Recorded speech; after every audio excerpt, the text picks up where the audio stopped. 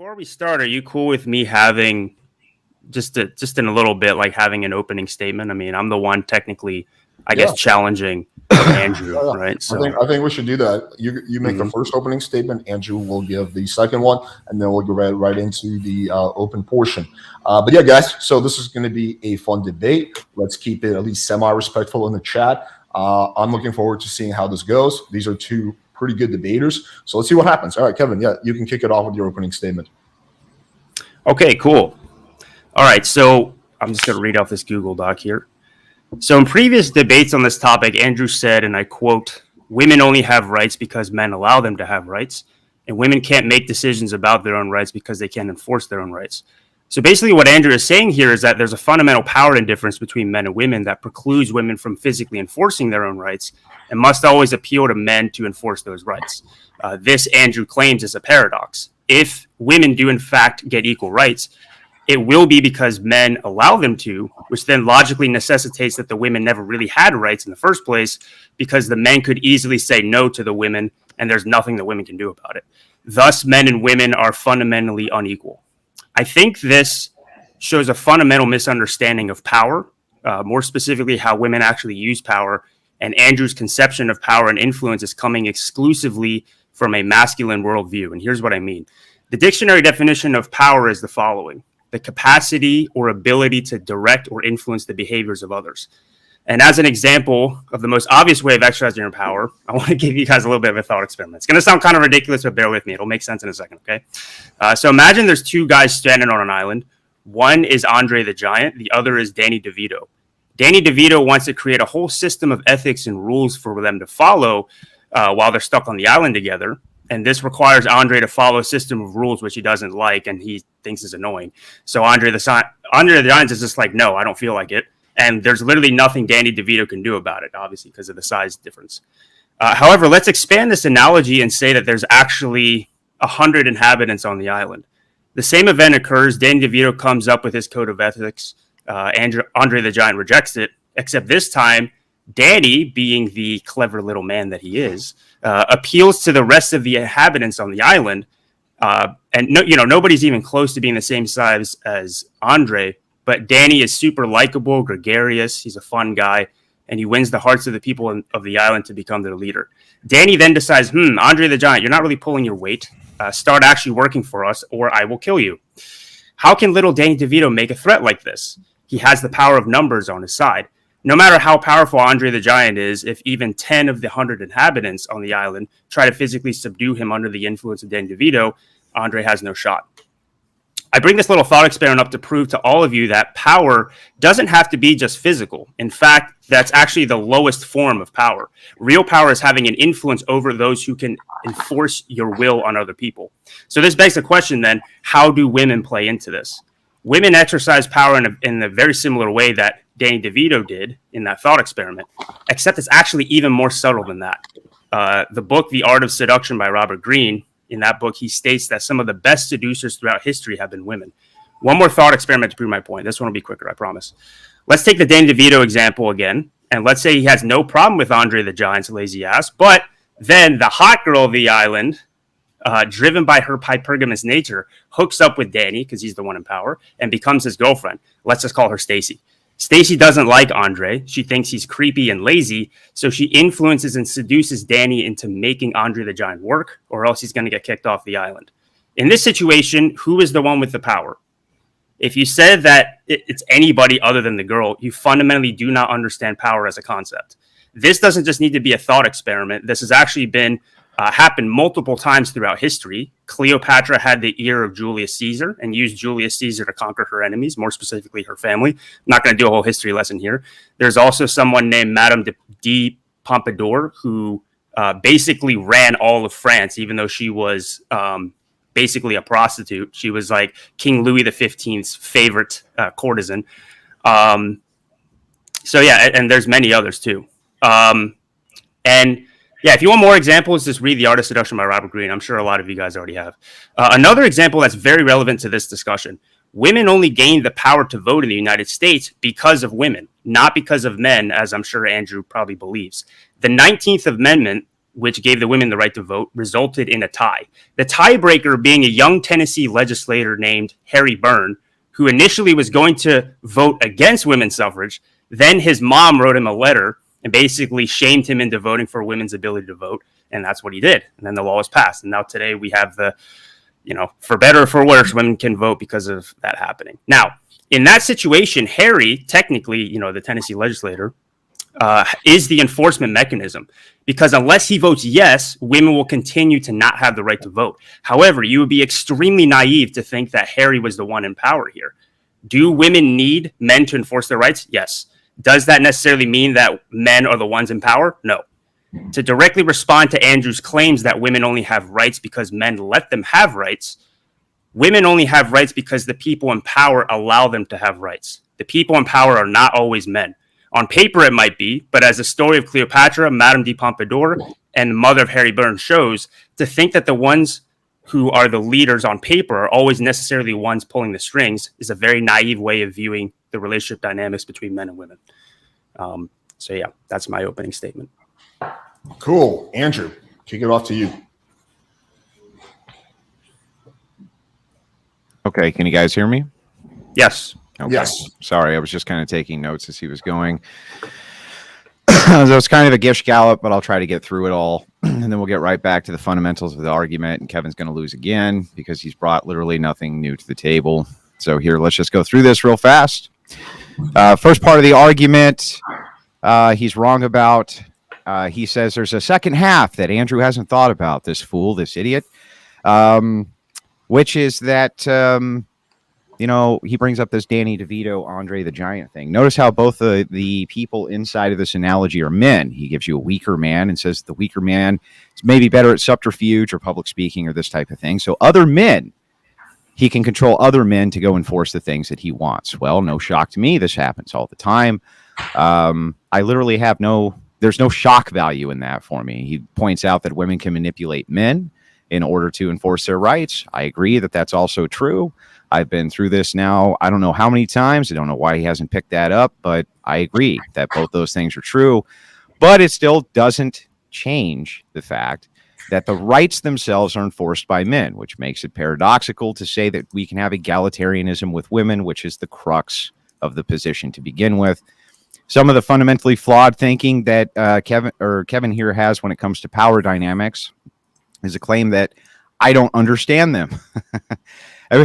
You just think it's raw force, Andrew. Well, no, I don't think it's just raw force. I just think that when it comes down to it, the enforcement arm of whatever it is a person's will to power is going to be force. It has to necessarily be force. Laws have to be enforced by force. Will has to be enforced by force. If your machinations and manipulations and things like this don't work out and you have to then bank on the law, you have to use force. There's no way around it. So, I mean, kind of with that, I think we can get into it, but let me end it with saying that another fundamentally flawed part of Kevin's argument is he talks about this legislature who was the deciding vote in women's rights. But he actually messes up and he says, at this point, Harry was the enforcement arm, but he wasn't the enforcement arm. He was the lawmaker. All the police and all of the military and all of those people who are largely designated as men and still are to this day globally and always will be, were the actual enforcement arm. So if those men had said, no, we're not going to go and give women the right to vote, well, Harry would have been fucked, right? And that's just the truth. So kind of with that, I'll open it up, but I sure hope there's a better argument. I'm hoping. Let me just make a very quick statement. So I'm going to be generally hands off during this debate. I will only step in if one person is literally unable to talk because the other person is interrupting so much. I will allow for a little bit of interruption as long as within reason. Or two, someone is clearly dodging a question, in which I will step in and ask them to answer the question. Other than that, you probably won't hear much from me during this debate. It's just going to be mainly Kevin and Andrew. Okay, guys, kick it off. Why does the enforcement arm matter? Because how do you have rights without enforcement? Okay, that's fine. But you're acting as if... No, I asked you a question. No, you didn't. You just said that yeah, you don't have my rights exact without words are, enforcement. how do you have rights without enforcement, Kevin? Answer my question. No, you need enforcement for sure. You have to have and to give enforcement you credit, for rights. Yeah, to give you credit, in your previous, I don't think that in your previous debates, you said that rights are a social construct. I totally agree. There's not even anything left to debate. You're not going to have any. No. There still is. There still is. There still is. All right. Yeah. Because me as a Nietzschean, my fundamental worldview is the will to power. I believe that there's always these forces of power that are constantly clashing against each other to try to will themselves. Sometimes they'll integrate that smaller power, or they'll just take over completely. No, my issue is that I don't think that the enforcement mechanism, so let's say these men, for example, is even remotely relevant, because the enforcement mechanism can be anything, and really what matters at the end of the day are the people at the top of the hierarchy that are making the commands. It can't be anything except force. I'm not disagreeing with that. Well, then I think you actually just dodged my question. You just said it can be anything, Kevin. You said the enforcement mechanism. No. Yeah. Hold on. Force is implied within the word enforcement mechanism, right? Well, then it can't be anything. It's force. Yes, it is force, and I'm saying the people who are doing the force could be different. Okay, so for example, it doesn't even need to be people. What are you talking about, bro? No, hold on. If I had a nuke, what's more effective, a nuke or an army of men? It depends on the situation. Okay, so two armies are two places are about to go to war. Let's say the United States. We have nukes, and then you have Iraq, or whatever country that doesn't have nukes. Yeah, but has an amazingly large army. I mean, you can see that in the second Gulf War. Arms in that situation are better. Sure. Yeah. Okay. So the enforcement mechanism doesn't necessarily have to be men. No, it's force, and it's men in both those situations. No, it is force. Yes. It doesn't have to be men with nuclear weapons. Yeah, it does. Why? Explain. Because you can't have women who are entrusted to nuclear arms, because men would have to entrust them with them, Kevin. Well, okay. So if the name me the nation of women with nukes, Kevin. Where's the nuclear proliferation I'm saying that it could actually Amazonian badass spear chucking women, Kevin? Where is it? All right. So back in 2016, if Hillary Clinton, God forbid, I didn't vote for her, but God forbid she was the president, then she would have the power there for sure. No, she wouldn't have the power. The enforcers would always actually have the power. Like the nuclear launch codes and stuff. She is the. Yeah, that those go through a chain, and then men have to turn little switches, and they have to push little buttons. And you understand she doesn't just. You understand chain of command, right? Hold on. You understand chain of command, right? I do understand chain of command. You have to follow what your superior officer says. What's a mutiny? Of course, I know what a mutiny is. Okay, well, if you know what a mutiny is, what if people say to Hillary Clinton? What if men say, "No, bitch, we're not gonna launch the nukes, and you can go fuck yourself"? How would Hillary Clinton enforce her power except to go to other men and tell them to make these men launch the nukes? Can you tell me that, Kevin? Yeah, she'll send other men to go. That's right. That's right. Yeah, so, I'm not disagreeing with you on the enforcement mechanism. Hold on. No, I'm not. I said in my very statement, then there's nothing. I'm not against the enforcement argument. There's nothing to debate then, unless you can. Here, let me break this down. Oh, unless you can. Yeah, I'm sorry. Take care of your ring light, but listen very closely. Unless you can explain to me how women have rights outside of the enforcement, and that the enforcement arm can be something other than force by men, you don't have anything to debate with me on. Nothing. No, yes, we do. Yes, I do. It's because the people at the top of the power hierarchy, the ones who are actually manipulating and causing the people to actually enforce those things, that is where the actual power game is held. Okay. So if somebody at the top of a hierarchy, right? So who has more power? Napoleon, or let's say Napoleon with his army, or let's say some Yahoo with an equally strong army. Interesting that you bring up Napoleon, for instance, because even in this example, you would be wrong. Napoleon was a revolutionary, and he, as a general, gathered a bunch of men to oppose the power structures of France before he took it over and declared himself the emperor. And then a bunch of other men from another nation under Arthur Wellesley decided to whip up the entire British military, and the whole world went to war with Napoleon of men, I might add. What do you mean when you're talking about enforcement, that there can be anything? My entire point, please, Andrew, I don't know if you're being deliberately obtuse, but look, my entire argument is that power comes from the top and it trickles down. right? So can you please, you keep going to the enforcement mechanism. We already agree there. What And I'm then, saying like I is just power said, comes there's from the nothing top. to Hold on. debate. Who cares? Yeah, power comes from the top. Okay. And women can influence the power at the top. I gave you historical examples: Cleopatra, Madame de Pompadour. So what? So what? What do you mean? That doesn't What? contend with the argument for the last time, for the 300th time. That is it doesn't contend no with no the no no no. argument. That is their way. That is women's way of willing their power and willing their influence. Kevin, is by manipulating men. Power comes from the bottom, Kevin. Now contend with the argument. No, it doesn't. Like who cares? No. Like who cares? Contend with the argument. How do women have bottom. rights outside of paradox if the enforcers of their rights can only be men, and men are the only ones who can actually will men to power? They're the only ones. No. That's where you're wrong there. Okay, you had me up until that point. Men are not the only ones who can will other men to power. Stop, Kevin. I misspoke. I didn't mean men are the only ones who can will men to power. I just mean men are the only ones who can enforce the power of will. That's what I mean to say.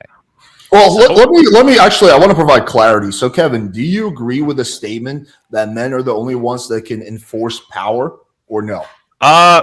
Historically, yeah. I mean, you could make the argument, and I said it a little bit earlier, of like, okay, well, with modern technology, which was invented by men, you could have nukes and stuff that are commanded now by women, thanks to the labor of men. That's true. My argument is not the enforcement mechanism, because at the end of the day, what this argument is about. Yeah, yes, there is. No, there's not. At the end of the day, what this argument is about power and the fundamental differences between men and women and how they interact with each other and whether they're equal or not. They can't. And I would say, I think I understand what the disconnect here is. So let me just quickly try to sum it up. So Kevin is arguing that then when it comes to power, right, when it comes to rights, the people who are enforcing are less important than the people at the very top, right? The people who are giving the orders. He's saying those are the people who are in more positions of power. And if those people are women, like, Hillary Clinton could have been, or Kamala Harris or whatever, then, women do have a lot of power and then can give themselves rights. Again, I gave myself a bunch of historical examples. They only have power. Andrew's provided zero. The only argument you've provided is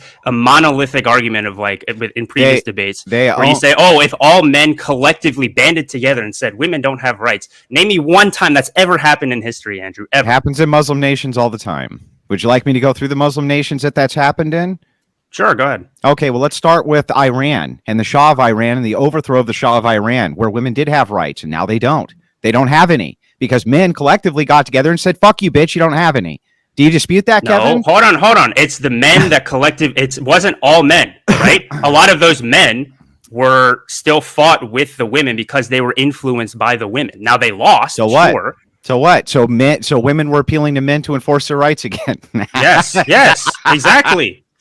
No, you're making my argument. You're making my argument for me. My entire point is that is the way in which women exert their power is through manipulating men. The entire manosphere space is a result of that, of the manipulative nature of women who are able to control men. Now, just because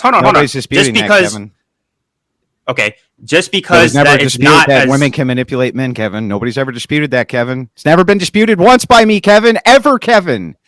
Yeah, so why are you deliberately? Why are you deliberately avoiding my argument that power comes from the top? I'm not sure. And in which women could have. Hold on. Wait, do you agree with that statement? Wait, Andrew, do you agree with that statement? Yes, Kevin, calm down. Let's try this. Whether or not it comes from the top or the bottom or the left or the right or diagonally, or it comes from outer space fucking aliens, or it comes from groundhog people. I don't care where it comes from. All I know and need to know about power dynamics and how they work is who the fuck enforces them, because you don't have any power outside of who enforces your power for you, Kevin. Yes.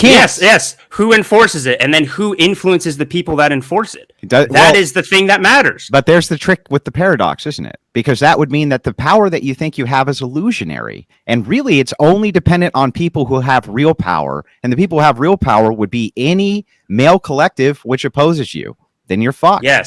Yes, it's male collective that has a hierarchy. Do you agree that any male collective will always have a hierarchy? Yes or no? Of course. And the hierarchy, the person at the top, chain of command, like we talked about with armies and stuff, is the one that's actually giving the commands. Yes or no? Sure. Yes. Okay. So that necessarily, you just basically admitted then that power absolutely comes from the top, and that is the most important aspect of it. And what I'm saying is that women can and do oftentimes throughout history. Again, I have historical examples that I listed out earlier of them having influence of people at the top of the hierarchy, which then trickles down, like I said. You mean It the all thing comes that down I've to up never- here. It doesn't matter down Yeah, here. the thing I've never disputed and doesn't even fucking matter to any of the points that I'm making. Sure, It 100% matters. How does it matter? It matters because your entire Well, let's point say- is saying that so let's women say don't for have in- rights. Well, let's say, for instance, it was tumbled 360 degrees, and somehow it was logically possible that power came from the bottom instead. It always had to come from grassroots. It couldn't really come from the top down, right? It wouldn't matter, really. All it would matter is, how do those people then enforce power? And the answer is going to be what, Kevin? How would they do it? How would they do it? They would do it I think by you're strawmanning using, me this they entire would do time. it by using enforcement. When How am have I strawmanning ever said? you? When have I ever said, Andrew? When have I ever said? Please list it out to me that you don't need an enforcement arm. I literally said earlier in the debate that it is within the entire word itself. You did, which is Enforcement. why Of I course, told you you need there's force. no debate, and you're just like still going on. I don't know why. There's no debate. You already agree with me, so I don't even know what you're talking about. No, I do not agree with you. You do. In the You just- slightest. You just don't know. No. You think that it starts from the bot, or you don't. You actually admitted, I should say. So you conceded no that admittance. power comes from the top. There's no admittance to something that's obvious. It just doesn't matter. Okay, let me see. Power if I can comes- maybe bridge Hey, it doesn't matter. You understand? It doesn't matter Let where me- it comes hang on, from. guys. Let me see if I can bridge the gap. So what I think the disconnect is that in terms of power and rights, Kevin believes that it's the people at the top who largely matter. He acknowledges that enforcement is predominantly male, right? He believes that's less important than the people at the top. And I think, Andrew, what you're saying is that who's at the top is not as important as who's doing the enforcing. Did I sum up both of your arguments correctly? You Yeah, summed up whoever's mine doing correctly. the enforcement is actually the people who are at the top, regardless of who you think is at the top, whether they know it or not. The enforcers are the people who have the power. We know this because when they stop enforcing, you no longer have any power, since those are always going to be men. Always going to be men. Men are the ones who necessarily give rights to other men and other women. So my entire proposal here is just simply that egalitarianism with women is impossible and paradoxical. I still haven't actually heard an argument from Kevin for how any of that is incorrect. Not a single one. So I said it a million times. I don't want to keep repeating myself. I'll give an example, I want to ask you a question actually. So women have the right to vote now where they used to not. How did that happen in the U.S.? Yeah, so essentially a bunch of communist agitators began to fund and form the suffragette party, which was supposedly a grassroots movement, but really wasn't a grassroots movement, in a push towards giving women the vote. And then there was anti-suffragettes who pushed against that. And it was a political fight over basically voting rights. Okay, so it wasn't a bunch of men who were just sitting around one day being like, you know what, we men are all powerful, women can't vote. You know, it'd be a great idea if we could just get women to vote, get women to start voting. You agree that that's probably not what happened, right? Well, I mean, that would be an oversimplification, but I do think it was mostly men who were behind the movement, yeah. You think it was mostly men behind the movement to get women to start voting? Yeah. Well, I mean, this is What? known. Yeah, that's known. Who do you think funded it all? It was all funded by men. It was pushed by male media outlets. Okay, fine. Yeah. So what was the men who were motivation behind it. that, though? What was the motivation behind that? Behind moving Like, women? why? Because Yeah. because of the tax base. They were looking to double the tax base, essentially. Okay, but women were already still working back then, weren't they? Not the numbers that And- they and in- are. and in- no, not even. Well, hold close on. to the Income numbers tax they were. did. Hold on. Income tax didn't exist until I think 1920. or Why would something. income tax matter? You can Because still, you just would mentioned still- the tax base. Yeah, but that would just mean more people who are inside of your nation who are buying goods. You tax the goods. They're still buying good. Like they're still buying Yeah. goods. What are you talking about? Yeah, dude. Look, Women were still working back then. So it's different to say women's working rights versus voting rights. They were already working back then. So no, you're they saying weren't that men working were in mass back then. I don't know what you're talking about. They weren't. really during the Industrial Revolution. Yeah, they There weren't weren't a working bunch in of mass. women in the. There were women who worked, but they weren't working in mass like men were. No. And the thing that changed it is. And by the way, it was the men in suffrage Congress. movement? It was men in Congress in 1913 who passed it anyway. So I mean, like, what the fuck are you talking influenced, about? Bro? Influenced by women. My entire point is that all of They this were was mostly influenced by women. dark money and men, not women.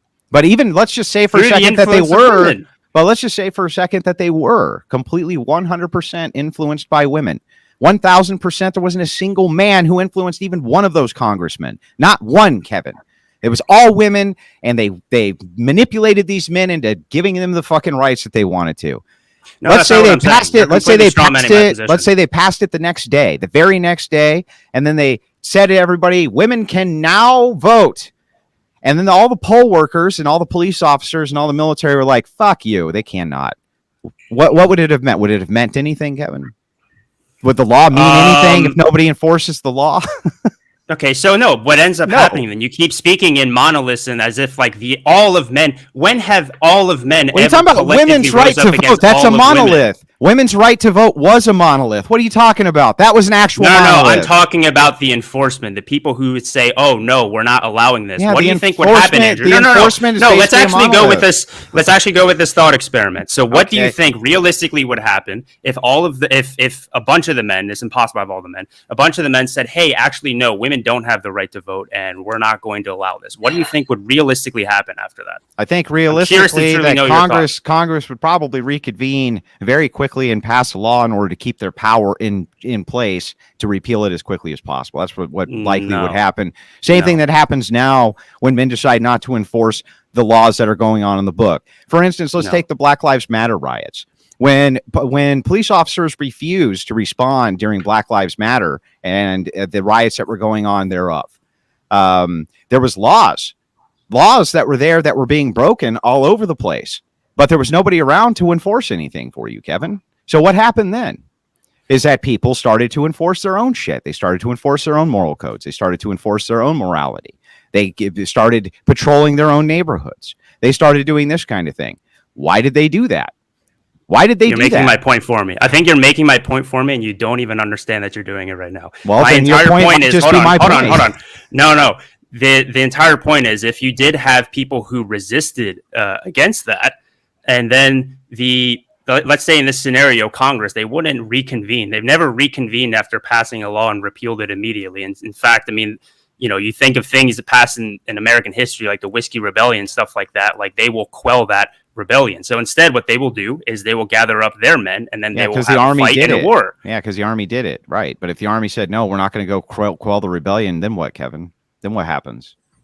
I don't know. Then your law doesn't. You don't know because your law doesn't mean shit. Your law doesn't mean shit, Kevin. You keep going into these scenarios that have never happened and will never happen. It's never happened that there's been mutinies. Okay, Kevin. It necessitates that all men collectively band together, which never happens. Never has necessitated that. In fact, it only necessitates that small groups of them do so. They can ignore orders. They've done that in the past. They can have glorious revolutions. They've done that in the past. They can fight off the British from an entirely different continent like they did in our past. They can have a civil war and ignore the laws of the land like they did in the 1800s, Kevin. They can do all kinds of fucking things to ignore the enforcement arm or become a brand new enforcement arm. This idea that you have, this stupid fucking idea that you made up out of the blue, which makes no sense to me, is, no, Andrew, power comes from the top.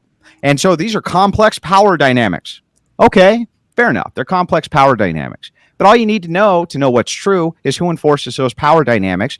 That group necessarily is going to have the power. There's no way logically around that. If you can give me an argument against that, which you can't. I can, and I have previously, and I'll do it again, but I'll do it from a different standpoint this time. You have one, we agree that it's impossible to just have like all men agree on one thing. Whatever. There's always going to be some sort of resistance who are also other men. Yeah. So these two different armies are always going to be clashing. Yes. It necessitates that there's going to be conflict, right? Men can take men's rights away and give them. Yes, that's correct. Yes, these two armies are end up going to be clashing against each other. Now, what's going to determine? Hold on. What's going to determine which one of those enforcement arms win in the end? Whoever has the biggest guns. That is a naive way of looking at it. Really? Why don't you give me a historic example where that wasn't the way it was looked at? Because that's what's always happened every single time. Germany lost in World War II. That's right. They had better technology and they had better guns and they took on the whole fucking world. The entire fucking world, and the Soviets invaded. So what happened when you had two different men? right, who had two different ideas about enforcement, and the men went to war. The men killed. I mean, you're talking about what, 2/3 of France, which died between World War I, World War II, who were males. The men were still in charge of France, even though the women were ridiculously, as far as ratio, outnumbering the French men. They were taking on American husbands and everything else, but the men still had the power because the men were still the enforcement. The men are always the enforcement. You say, I don't know if there's a little bit of hang on, Kevin, let me finish my point. Let me finish my point. Let me finish my point. Let me finish my point, and I'll kick it back to you. Again, for the 300th time, yes, men will fight over power, but they're ultimately the enforcers of what your rights are going to be, and they're the ultimate enforcers of what the law is going to be. They always are. There's no way around that. Even if you have Cleopatra in power, she's going to be relying on men to do the rights enforcement, Kevin. There's nothing you can do about that. I'm not disagreeing with that. So I don't know what to tell you. This is like the 5th time that I said that I didn't disagree with that. And there's nothing to argue with me about for the 300th time. There is. I think you just don't want to admit to conceding the point. That's really what it comes down to. There's no point for concession. What's the point I'm supposed to concede on? Let's try with that. What am I supposed to concede on? The point you're supposed to concede on is that power comes from the top, and power from the top can and has been influenced by women. And your entire argument is that doesn't matter because the enforcement arm is always going to be men. Never disputed it. In fact, it's part of that it can be women at the top? Yes, of course. It's part of the crux of my argument, Kevin, for the 300th time. When? It's been stated over and over that women can influence men in order to enforce their rights. That would necessarily include a woman at the top of some fucking arbitrary hierarchy. It doesn't matter. They're still going to be banking on men to enforce their rights, Kevin. Yeah, so then egalitarianism is an impossibility, always. No, it is a possibility. Yes. You just proved it right there, is that men and women express their will to power differently. Women do it through manipulation, men do it through force. If the women are the ones that are manipulating the men, who is at the top of the hierarchy? The women. Boom. Debate's over. They're not at the top. They're not at the top of the hierarchy. If the banking of enforcement of men can instantly turn around and take away all of their enforcement mechanism for their power. They're still endlessly begging men for their rights. Even if they're queen, the empress of the whole world, empress of the galaxy, it wouldn't matter. They're still going to endlessly be begging men to enforce their rights. Men themselves, though, they don't have to do that. They don't have to because they're the enforcement arm themselves. That's why traditionally you always see men in power. There's not much you can do about that, and there's not much you're ever going to be able to do about that. Sure, that tends to happen, but that doesn't necessarily. I feel like I keep repeating myself. The entire point is that you're not arguing with my point. No, you're not arguing with my point, dude. I've cogently I've conceded laid out exactly what I said. I've conceded everything you've said. It just doesn't mean anything comparatively. It doesn't mean anything to what I'm saying. Why don't you understand this? The paradox exists, even if I concede all of Kevin's points, which I've never run away from. I've always said it's true. There's nothing to argue. What is there to argue? What are you talking about? The paradox is debunked. No, officially. The paradox is if you accept everything that I just said, the paradox is completely debunked. So let me bring up the paradoxes again. And again, direct quotations from you so I can debunk it to your face once more. Okay. Let me see. Where is it? Sorry, I have a lot of notes here.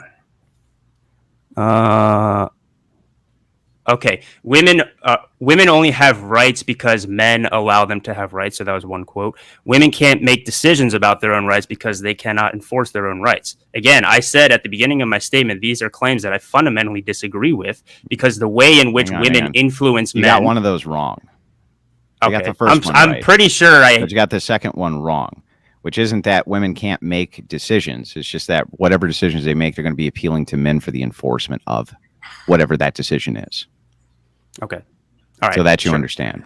Mm-hmm. Okay, sure. I mean, that one I agree with. Again, I agree fundamentally you agree with everything that for the most saying. part. There's no actual disagreement here. No. Because I think the issue is, okay, maybe you agree with me. I'm trying to be as charitable as possible here. Maybe you agree with me that I don't care if you're charitable. The debate's over. There's nothing more to debate. Yeah, you conceded all my points. That's because they don't address anything. Like it addresses everything. You haven't answered to the paradox, man. Yes, I have. This can't. Okay, so let me try it this way. This can't happen in reverse. You understand that? Like this can't actually happen in reverse. So women. Explain what do you mean? Yeah. So women could never appeal to women for their rights. They can never appeal to women as an enforcement arm for their rights. Do you agree or disagree? Yeah, for the most part, I'd agree. Yeah. Okay, well then you're done, because that's the paradox, you dumb fuck. How is that the paradox? I like how you're saying that I'm a dumb fuck when You're a I dumb just fuck. when you I just don't know what got else beat to in tell. a debate by I don't. me. I literally So what does don't that know make what you? else to tell If you just lost the debate to me, what does that make you? If I'm You dumb, can't lose a debate to somebody who's not even talking about your position, Kevin. I You're not even talking I am about saying. it. You're like, I am so saying here's- from the beginning. Yeah, here's Kevin's debate style. Do you concede that blue is blue? Yeah, I just won the debate. It's like low tier sophistry. You're still you never actually have No. addressed this I descriptor address for it every time. reality. Every time you say that I don't Power address comes it, from I the address top. it right to your Who's face. the enforcer? Yes. Men. Got it. Yes, and you're hold on. You're presupposing with that statement right there that the enforcement mechanism is the one that matters the most by Yes. far. And I'm not Yes. saying that that's the case. Again, that's coming from the bottom of the power hierarchy. You're saying the bottom of the power hierarchy is the most important. I'm saying the top is the most important. The bottom of the power hierarchy can change, and it's malleable. Throughout history, it's been men because there was no technology. But as I stated earlier, with modern technology, it could easily be something like a nuke, or maybe even more in the modern day, like digital warfare or something. Who knows? Like, who knows what the future is going to be like? What matters is the people at the people at the top, who most certainly can be women, 100%. Okay. I mean, I don't know. I literally don't know what else to say to you. You haven't actually answered to the paradox, Kevin. In fact, you agreed that women can't appeal to women to enforce their rights. They can only appeal to men. Therefore, egalitarianism actually necessarily has to be impossible. Why do you not see that? Andrew, maybe you can just one more time, like, explain the paradox in a very succinct way. I just did, like, the most succinct way possible. Here's the paradox. The paradox is that men never have to appeal to women for their rights, ever. They never have to. Women always have to appeal to men, and women will never be able to appeal to women for their rights because women can't enforce them. Kevin agrees with all of this. He agrees literally with everything that I'm saying is a descriptor for reality. I don't know, since he agrees that the paradox is there, true egalitarianism can't exist, which is my point. Do you have a single argument against that, Kevin? Yes, I've said it so many times already. Let me try this another way. Let me try this another way, because you're a smart guy, Andrew, so I think you know exactly what I'm talking about. You just don't want to lose. So, all right, let's take an example of somebody who, let's just say that every single common man or whatever has an IQ of 10. All right. Mm-hmm. And then you just have one single super smart person with an IQ of 200. All right. So who's the one in power there? You think the person with the IQ of 200 is going to easily be able to manipulate all of the masses of people with an IQ of 10, no matter how many there are? Probably, at least a lot of them. Yeah, exactly. And so who's the one in power there? It's the person at the top. That person at the top can absolutely be a woman. But more specifically, what we see throughout history is it's usually a man, and some woman manipulates that top man. This is also my speculation as to why. Right. Hold on, one second. Yeah. One more thing. This is also my speculation as to why I think women are naturally hypergamous. They will. Yeah, I don't care about the women being hypergamous thing. I care about the argument. So on to this, unless women being hypergamous has something to do with your argument. Yeah, it does. What women being hypergamous is the thing that helps put them in positions of power to influence the men in power, who then influence the enforcement arms. And that way, that's the way in which the women are able to exert their power. All right, so let's try it Let's try a different way, because I don't even think you understand what I'm saying. So we'll try it this way. Where does Kevin think rights come from? They're a social construction. I agree with you on that. Okay, where do they come from? Nowhere. I mean, basically, it's like, okay, well, again, so my sort of worldview is the will to power. So there's all these different wills or collection wills that are constantly clashing against one another. I basically think that any sort of morality is actually a cope. Morality is not real. I don't care about that. I just want to know about rights. Let's just focus on this one thing so I can see if I can break this down the easiest way possible. Sure. So we agree that rights themselves, or at least we'll agree with it for the sake of argument here, that rights themselves come from nowhere, right? Yes. They're socially constructed and they're made up, right? Yep. Okay, so a right is actually just the ability to enforce it, to enforce your will. Yes. Yeah, so if your right is your ability to enforce your will, which sex can do that? Both, because again, whoever commands the levers of force or whatever you say, whatever you want to call it, that's what matters at the end of the day. So whoever is in power of that thing is what matters. It's basically like saying, like, let's say that I have a I don't know, I have some. I don't disagree that women can't manipulate men into enforcing their rights, but this again is paradoxical. So try to contend with it this different way. Now that I have your grounding and you kind of understand this basic concept, assume that a god comes down and gives you all of his powers except like one, right? And it's the power to take away your godhood whenever they so choose. Are you equal with that god? No, you're not equal with. Why aren't you equal with him though? Even though you have all the things that they have, minus powerful. Because he can take away your godhood whenever he wants, right? So who has the power? Exactly.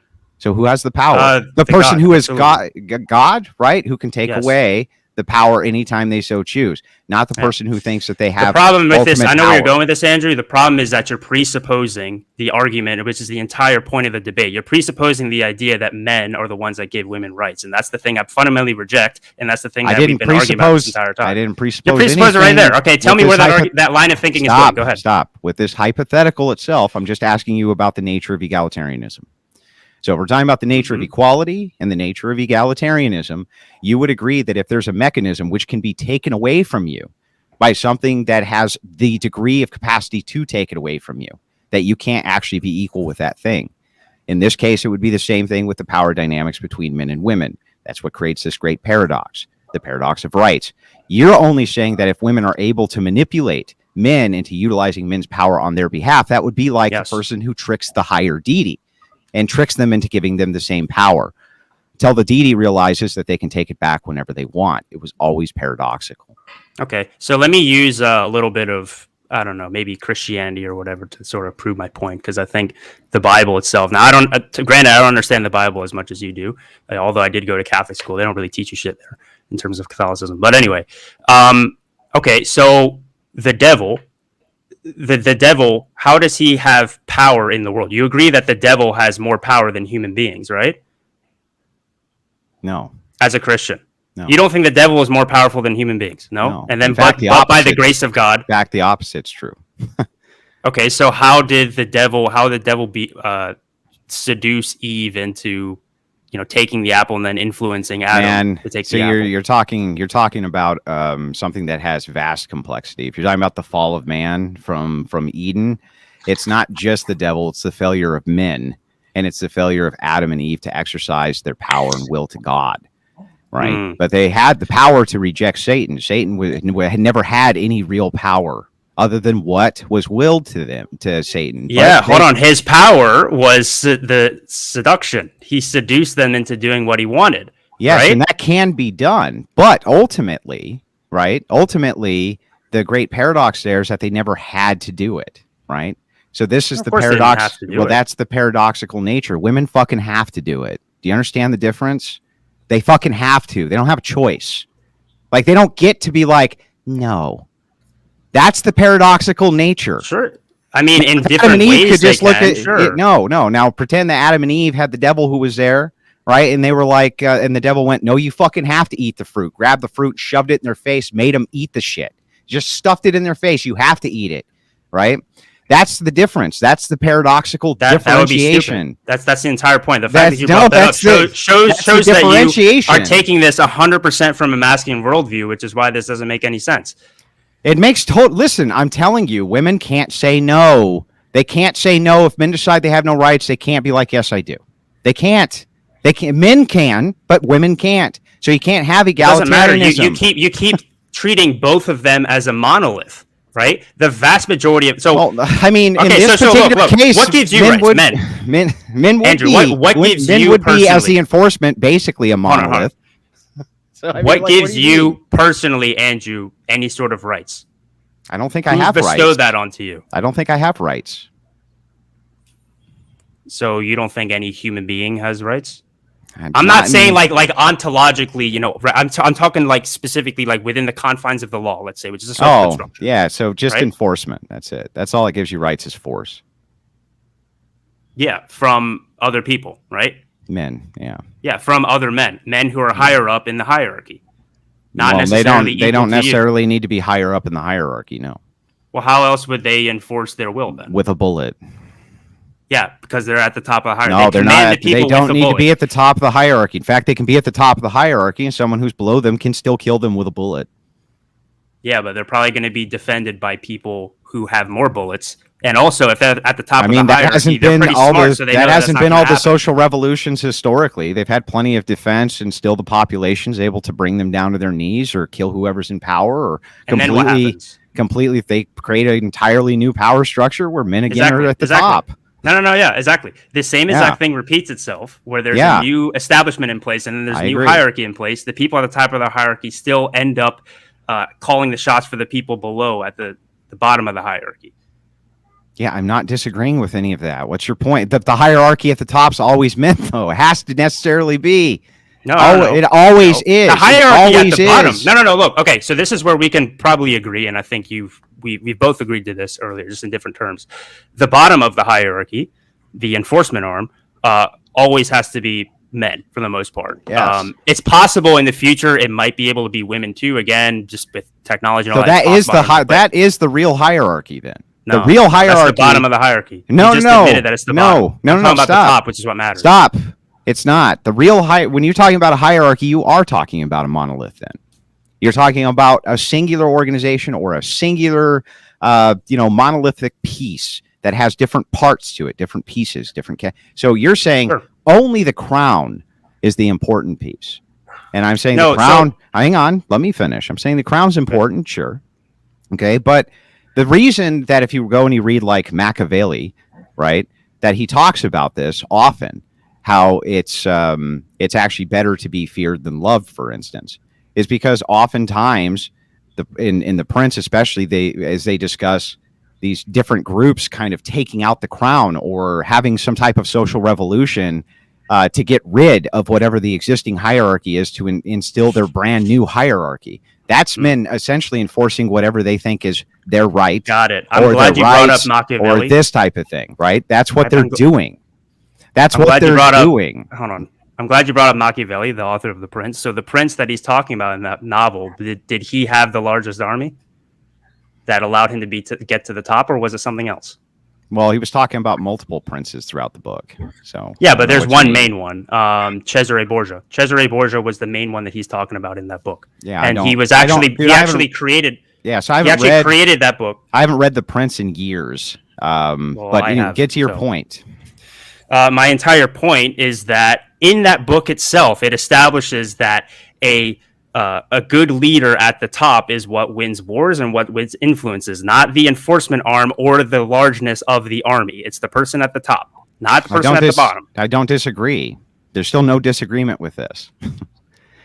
You said that you do disagree because you say that it's the enforcement arm. We're talking about again the principle. What's the principle we're talking about? We're talking about the principle of egalitarianism, equality. Do you understand that? Do you understand that the crux of this entire thing is based around egalitarianism? Men and women are equal. So if the crux of this is men and women are equal, whichever part of this hierarchy that you point to doesn't matter. I'm saying they can't be equal. That's the paradox. Because their enforcement will always come from men, they can never actually be equal to men. That's the whole point. That's the entire argument. Andrew, I don't think, wait, Kevin, let me see if I can clear this up. Andrew, I don't think Kevin is saying that men and women are equal or that we should live in an egalitarian society. All I think he's getting at is simply that women can be in positions of power, and therefore it's not as easy as men just take rights away from women. Did I sum up? And also, based on the way that they express their power, they are able to will themselves to get rights through the manipulation of men. Yes. Did I accurately describe what you believe? I understand what he's saying. Okay. But the reason that this has been very frustrating for me is because he doesn't seem to understand that when we're talking, the whole thing revolves around equality and egalitarianism. What I'm pointing out is the illusion of equality, the illusion of egalitarianism. I'm pointing out that it's an illusion for women to believe that they have rights that don't come from men, because they actually can't have rights that come from women. They can't. You understand the paradox there? They can't do it. And you've agreed over and over that they can't do it. And so then we get into like talking about all kinds of shit that really has nothing to do with that. Okay. So hang on, let me finish and I'll give it to you. So then you say to me, you're like, concede this is true. And I'm like, yeah, sure, that's true. Concede this is true. I'm like, yeah, sure, that's true too. Well, there's no debate. It's like, there's not really, because I don't think you disagree with my point. I do. I've said multiple times over and over again that I do. Yeah, I know. Everybody watching can rewind it if they want to. Okay, let me try to frame it this way. At this point, I'm not. You're just. I'm not trying to influence you. Maybe the audience or something at this point. But okay, maybe just try to make it more understandable. Okay, so let's say that there's a black. So when you go to war, let's say this medieval times before guns are invented, whatever.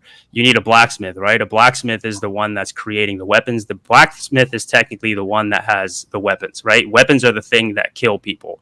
All right, but are the blacksmiths the ones in power? No, the people who the blacksmiths work for are the ones in power. They could easily just take the sword away and then kill the blacksmith, and then but what you're saying is that it's almost like the blacksmiths are the ones in power because they're the ones that technically have the force to begin with. I'm saying that force can easily be taken away through manipulative means, such as what women do. There's no disagreement.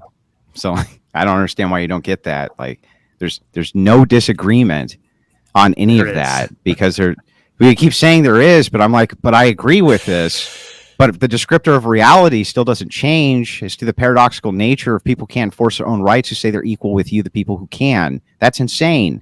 Don't you understand that's insane? Don't you understand that I can concede to all this like externalities that you bring up and it doesn't actually solve this paradox? Like, his paradox has been around for 2,000 years. It's not a paradox. It is a paradox. The entire point. If we wanted me to go really deep here, I can actually make this as an example of Christianity itself. How did Christianity will itself to power in the Roman Empire and take over the Roman Empire? How did it happen? Well, I mean, that's complex, but the empire itself was somewhat decadent, and it didn't really take it over. The empire split into two. And you had actually two different branches basically competing against each other. So let's say, sorry, real quick. Let's say the Western Roman Empire then, not the Byzantine Empire. Let's say the Western Roman Empire, which still existed about, I think, 200 years after the Byzantine Empire existed. So within those 200 years, paganism was supplanted by Christianity. How did that happen? Did it happen through brute force with sometimes an enforcement arm, like you said? Yeah, it happened a lot of times by brute force. Sometimes it didn't happen that way. But what I think mostly happened was that you had male evangelists, like the apostles and things like this, who would then evangelize the other men who were inside of those societies, and then those men would begin to follow those moral codes and lay those moral codes down, and then other men would begin to either adhere to those moral codes or they would be prosecuted under those moral codes. The enforcement arm would always be exactly the same, though, across the board. It always is. Yeah. So the way in which basically what you're saying is the way that the Christianity willed itself and took over the Roman Empire was largely through non-force means that weren't through force. Because every time that was, and the way that which it happened, if you guys want my viewpoints on this, where I come from with this, I encourage you to read The Genealogy of Morals by Friedrich Nietzsche. But basically, the slaves, right? The Roman society was mostly slaves and like a few masters. Yet every single time, and they completely outnumbered the masters, right? Yet every single time the slaves tried to revolt, they would get crushed, right? Because the Romans at the top were so powerful, they could command armies, they could hire mercenaries. They were very strategic, whereas these slaves didn't really know how to fight, right? So the way in which Christianity proliferated, not during the gladiator rebellions. That wasn't the way it was in the gladiator rebellions. They got crushed. Hold on, the gladiator rebellions got crushed. Eventually, yes. Eventually. Yes. But the thing is they were also heavily outnumbered. They were outgunned. They were outmanned. And oftentimes when they're fighting in 5-to-1 odds, they would win. So the thing is that, again, though, this is men pitting against men for the dominance of power and rights, which is always the case. Yes. Every single time. Yes, this is different. Hold on. I'm talking about Christianity, though. With Christianity, the way that it spread and the way that it took over was not through that. It was through appealing to the hearts and minds of the people rather than the masters. Men, yeah. Correct. Yeah. Well, both. But yeah, basically. No, it was the men. There are a lot of women who were. Who? Go ahead. Name a prominent woman of the time they were appealing to. Go ahead, Kevin. I don't know. My entire argument is that a lot of these women you'll never know. There isn't one. The entire point. That's why. Look, the entire point of what I'm saying in this argument is that women express their power differently. For all the women that I listed earlier, I don't disagree. There are probably tons of women who had a major influence on men. Okay, let me give you this example. Constantine's mother. What was she? Was she Christian or no? Constantine. I don't think she was, because Constantine was the one who was converted, right? I'm almost positive Constantine's mother was. Maybe she was. I don't remember. I don't know. Yeah, somebody can look that up really quickly. Yeah, but Constantine converted to Christianity. I know that was like the big deal. I think he converted because his mom was Christian, or that was a big influence, right? So that's sure. even just that. If that's true, then that's case in point right there. That Christianity, that women can influence men. Helped. Yes, nobody's disputed that for the 8,000th time. Yeah, they can influence men. Yeah, we know, Kevin. They can influence the enforcement arm, which is the entire point of the argument. They can, right? They can influence it, but the thing is that if the enforcement arm says no, women have no recourse and men do. That's the point, Kevin. They do have the recourse. What's the recourse? If the enforcement arm says you're acting as if there's only one enforcement arm, right? The entire point of what we keep on switching. You keep on changing. You keep on changing what I'm saying, and you do this over and over and over again. That's try this again. If this ain't the pot calling the kettle black, I don't know what is. If men decide that they don't like the status quo, they can enforce a different status quo, and women can't. They can't do that. And they will be met with resistance by other men. Yes, that's correct. Who a lot of times could also be under the influence of women as well, especially even if it's something right. But even if they're under the influence of women, this is part of that great paradox, which is that even if they're under the influence of a singular woman or a singular man or whatever it is, women can never appeal to women to enforce women's rights collectively. It can't be done. Do you understand that? They have to enforce it through men. They can, from the standpoint of they can all collectively come together and agree to manipulate their men to get what they want, which has and does happen. Actually, this happened, I think, in the 90s, or actually it might have been sooner. But you remember that really like cringy thing? It can happen. I've said this again. It can happen. The point being, though, is that they can't have this enforcement mechanism through women. Not that women can't manipulate men who are the enforcers of rights to enforce their rights, because they can. Rather, very simply, women can't go to other women to be the enforcers of their own rights. Only men can be the enforcers of women's rights. Physical enforcement. Well, that is the enforcement. That is the enforcement. There's nothing to argue here. The entire point of what I was saying is that force doesn't have to be physical. Exerting your will does not have to be physical. Women do it through manipulation. The devil does it through manipulation. Yes. Right. So it's almost like you are. It's almost like I'm taking the Christian worldview and you're not. It's almost like you're the Nietzsche. But if the devil, assuming for a second that you imply or apply this manipulation, and the person says, "No, I'm not going to be manipulated." Men have recourse. Women don't. That's the distinction. Okay. Hold on. You're assuming that people who get manipulated know that they're getting manipulated. How often is that literally baked into my hypothetical? Assuming for a second that you cannot false. Assuming for a second that women can't manipulate men. They can't manipulate whatever this group is, which has also happened many times, by the way. They can't do it. They can't manipulate them. They can't coerce them. Can they do anything? Can they do anything, and can men do something? Just answer this. Hold on. Do you think that being manipulated is a choice? Hold on. Do you think being manipulated is a choice? It's like, I think this woman's manipulating me. I'm going to choose to be manipulated. No, that's ridiculous. What I'm saying is But you just said that that's the case. Yes, you can apply manipulative tactics, and they don't work, Kevin. The entire point of seduction. Again, you can apply manipulative tactics, and they don't work. Right. Okay. What I am arguing is that they do work. So women in the Middle East, throughout history. So women in Iran are not being able to be very coercive towards the men, Kevin. Well, I guess they're not very good at manipulating. I guess not. But the thing is that if women in the West, again, if they're trying to do this coercion and it doesn't work, they have no recourse. They have no recourse because the men won't give them any. So they're still appealing to something greater to them over and over and over again, whether it's through manipulation or whatever. They're still appealing to somebody who has greater singular Physical. autonomy and authority than they do to Physical enforce their strength. rights. Physical strength is required. It's to not enforce just physical strength. rights, which I agree with. I don't think it's just that. I also think there's a mentality difference. I think that men have less problem killing people. All sorts of different things like this that go into that as well. But the whole point I agree is, with that. No.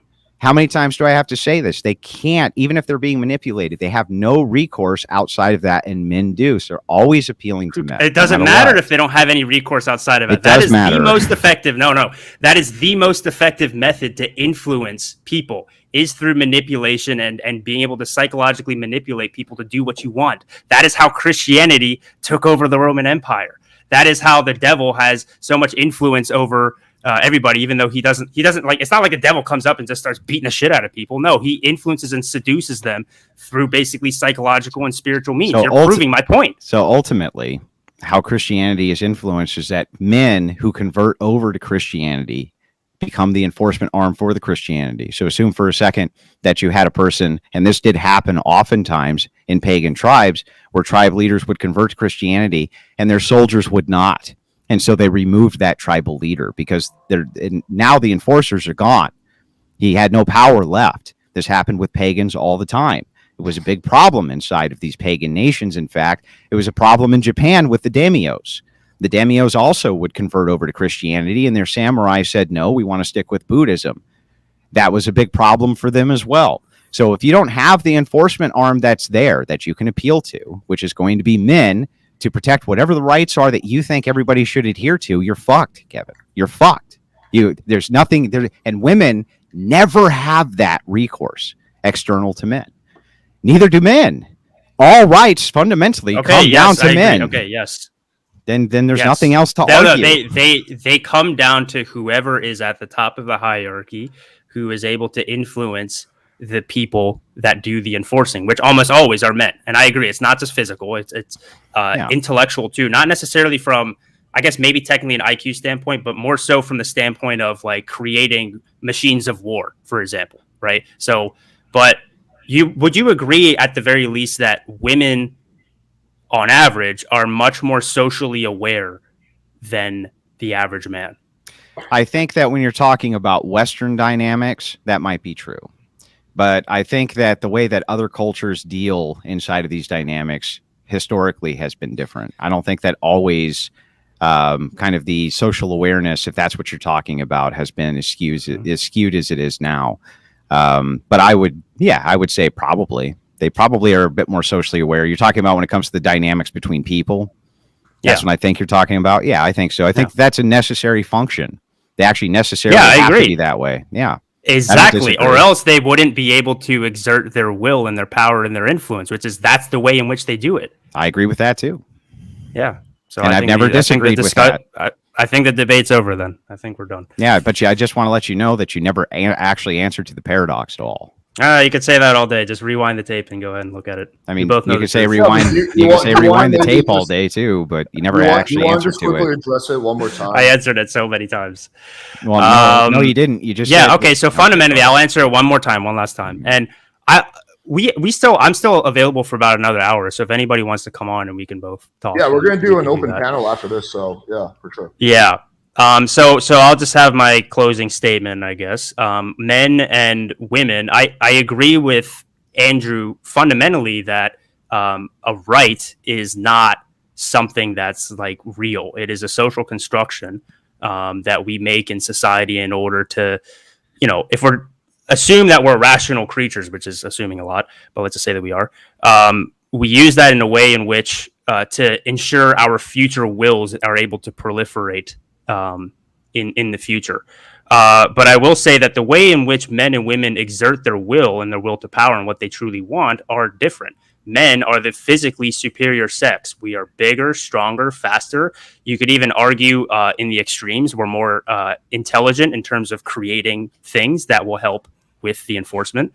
However, but women know this. Unconsciously, they know this. And my theory is that they have evolved over time to be whoever's the most socially aware and socially adept are the ones who kept living on. And the way in which women express their will to power is through manipulative tactics. They can manipulate men into doing what they want. The way in which they do that is naturally their hypergamous nature. They go for the top of the hierarchy, and then at that point, they're able to influence the people who have the influence of those enforcement arms, such as like an army of men, or maybe in the future, nuclear warheads or whatever, doesn't matter. The enforcement arm can always change technically with technology. And that's the way in which men and women, you could argue, are equal in the sense of, okay, well, it's an equal playing field in terms of how they express their will to power. They just express it differently. With women, it's much more subtle. And, you know, some people might be thinking, oh, we're just arguing semantics or whatever here. I think it's much deeper than that, because it's very important for us to understand the relationship dynamics between women and men, because that's the entire reason that something like the manosphere exists in the first place. People don't understand women at all, right? And it's important. If we want to make sure that societies and stuff in the future work out, we need to understand that you can't just do it through like physical force and stuff. Influencing the people at the top is what's important. So, yeah. All right, Andrew, do you want to give your closing statement? Yeah, so this has been hilarious for me. Essentially, what I've said, did I cut in on your closing at all? No. Sorry. No. Still of course not. Of course not. But anyway, it's kind of a typified low tier Reddit tier debate style where someone will come in and they won't actually address what the argument is. I don't even think that Kevin really understood my positions about egalitarianism or equality between men and women. I don't even think he understood that. I think that he thought I was making some broader point about rights, which is somewhat irrelevant, actually, to the point that I'm trying to make with egalitarianism. It's very simple. It's like Kevin's position, simply put, is this. He says the influence is the power, not the power itself. The contentions point to this. And by the way, Nietzsche was incorrect about this. Many philosophers have beat him over the head, and I'll be one to do it today. Kind of the giant paradox to this is that what happens when somebody says you have influence, but we no longer adhere to the influence? Women can't do that. Men can do that. So ultimately, the power dynamic always rests with men to be the enforcers of the rights of both men and women. Therefore, all of your rights must come from them. This question itself was something that plagued Nietzsche. It's a question that has had plagued philosophers forever and ever and ever. There was not a single point that Kevin made, not one, that was a defeater to this. So Kevin says, well, you conceded on this point. Yeah.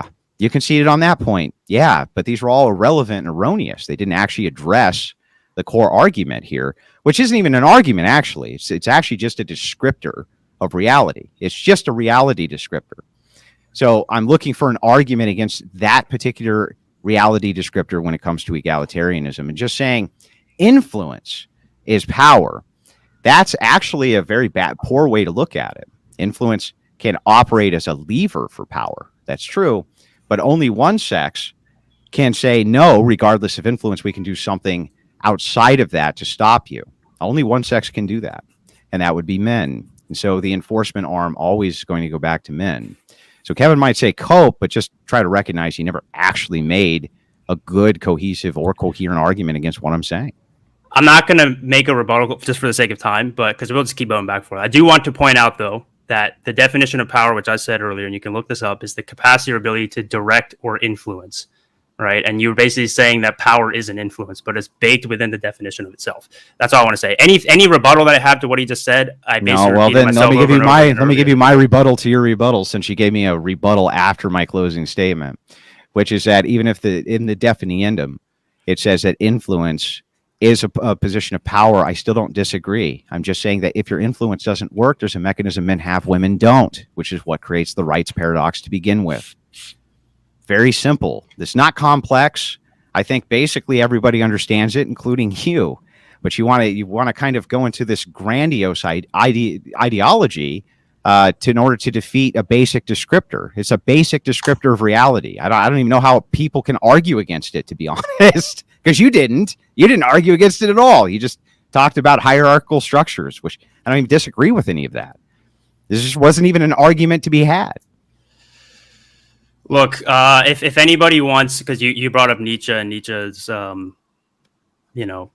it is a problem that kind of concerned him, but he basically came up with, I want to say a solution, but a descriptor actually of what actually happened, and that's within the genealogy of morals that he wrote, and more specifically, the priest figure. This is just going to be for some of the philosophy nerds out there that want to do a little bit deeper reading on this, so that you understand my position. But yeah. Okay, let me start opening up the open panel. We got Rachel, Andrew's wife, backstage.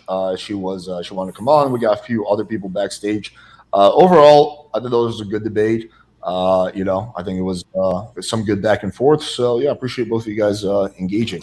All right. By the way, guys, I want to say it got fiery and stuff there, but I do like Andrew a lot as a person. I hope maybe he does. I mean, wait, actually, I'm pretty sure Andrew. I introduced you to Alex, right? I'm pretty sure. Yeah. So I don't. It's just so you understand, I don't take anything personally. I know. Ever. I know you don't. I just want to make sure that you own it, because sometimes things when get when heated you win and stuff, when you win every debate you walk into, it's really hard to take things personally anyway, Kevin. There's two Andrews. I know where you're coming from, man. At least for me, I think I'm undefeated so far in debates. I guess you do too, but you know what I do appreciate though? I do think that we do use rhetorical techniques here and there, but I do think that it genuinely was, in my opinion at least, a clash of ideas and not just like a debate about doing like rhetorical kung fu. I mean, maybe you think differently, but I thought I don't even feel like we contended with what my idea is at all, to be honest with you. Like, I really don't. I'm trying to be maximum charitable. I feel like we were arguing about everything except the point,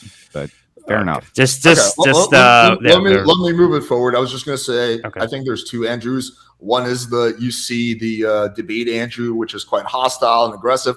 But there's actually another Andrew who's super duper nice, who's a really good dude, who's someone that I like and respect. So it's kind of like sports, right? Like Well, yeah, it's blood sports. Yeah, exactly. Look, I appreciate what you did this with Duke's debate, where you were like, oh, well, I prepare for debates. A lot of people don't prepare for debates because they don't take it seriously. But you and I do take these concepts seriously. So, yeah, I mean, I watch all conversations for the most part. If you have somebody who's being a good faith interlocutor, which I think you were being, I just think that you kind of missed the point. I think that they're all worth having. And by the way, just like everybody in the audience understands, it's not actually possible to lose a debate anyway. People think this in the blood sports, scheme. I know that the kind of like the audience wants blood, but I've lost debates before. Not that many, but I have lost them, and I've lost them in Discord many times, especially when I'm trying to attack ideas that I don't really understand, and we're kind of doing a back and forth just so I can like get my head around an idea.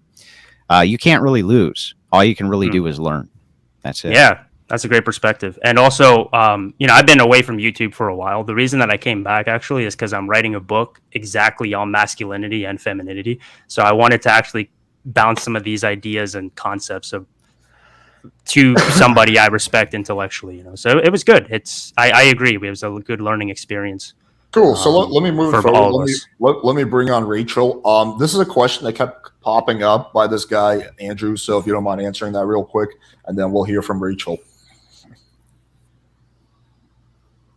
Women with blacks and see how he reacts to that. Yeah. So just to answer that, I've actually answered that in debates before. That men are, of course, the ones who give rights to men, and men are the ones who take rights away from men. So you can interject whatever racial demographics that you want that become political issues, and you're going to end up with the exact same thing over and over and over again. You could assume that the same thing could logically happen in reverse. Let's assume that these were interchanged the opposite direction. Of course that could happen, and it has happened. You know what I mean? There was an entire Muslim slave trade that was specifically tailored just to whites, and eventually whites did something about that, or what you'd say, Western Europeans did something about that. But yeah, men always give men rights and take men's rights away. So regardless of race, that doesn't even really play the part in the category. You could kind of insert race with anything that you wanted to. It wouldn't really matter what you inserted it with. It would be the same thing. Okay. So let's hear from Rachel. Hello, Kevin. Very nice to meet you. Likewise. I'm glad to hear your book. Yeah, you're Andrew's wife, right? Just so I know. Yes. Okay, cool. Right on. I'm glad to hear you're writing a book. I also wrote a book on the history of feminism and kind of where the ideology comes from. It's kind of my jam. So I wanted to ask if you were aware that there was actually far more a higher membership in anti-suffrage group among women than pro-suffrage groups among women. And you may not have heard the famous quote. Well, it's not famous because it's been suppressed by women's studies departments, but Elizabeth Cady Stanton said that if it were up to women, the 19th Amendment would have never passed. It was only because of men that it passed. So I didn't know if you were aware that actually the vast majority of women were against women's suffrage. No, I didn't know that. And, I don't know. Let me ask you, do you think that I'm a feminist? No, I don't think you are. I know a little bit about your content. Okay. No. Got it. Yeah, I mean, oh, sorry, go ahead. Oh, I was just going to say that, it's not people's fault that they don't know these things because this history has been intentionally suppressed. But when you guys were speaking earlier about when you asked Andrew, why would they pass it then? How did that happen? How did the 19th Amendment get passed? And Andrew was correct that it was in part due to the income tax, and that's because the same group of men who met in secret at Jekyll Island to pass the income tax in 1913 were the same group of men who helped fund the suffrage movement. So, correct. These were liberal, industrialist, wealthy millionaires and billionaires of the time, and they wanted cheap labor, and they wanted to double the income tax, and they wanted a whole new voting bloc that they knew could be very easily propagandized. So it really was men behind suffrage. Sure, that might be true, but it's not like they already sort of appealed to women that were already there. Like Elizabeth Cady Stanton probably believed what she believed before these guys did that, right? It's just more so it was like a union of these two things that were already there. Well, most women were against suffrage. They took a mass indoctrination in order to push women towards suffrage at all.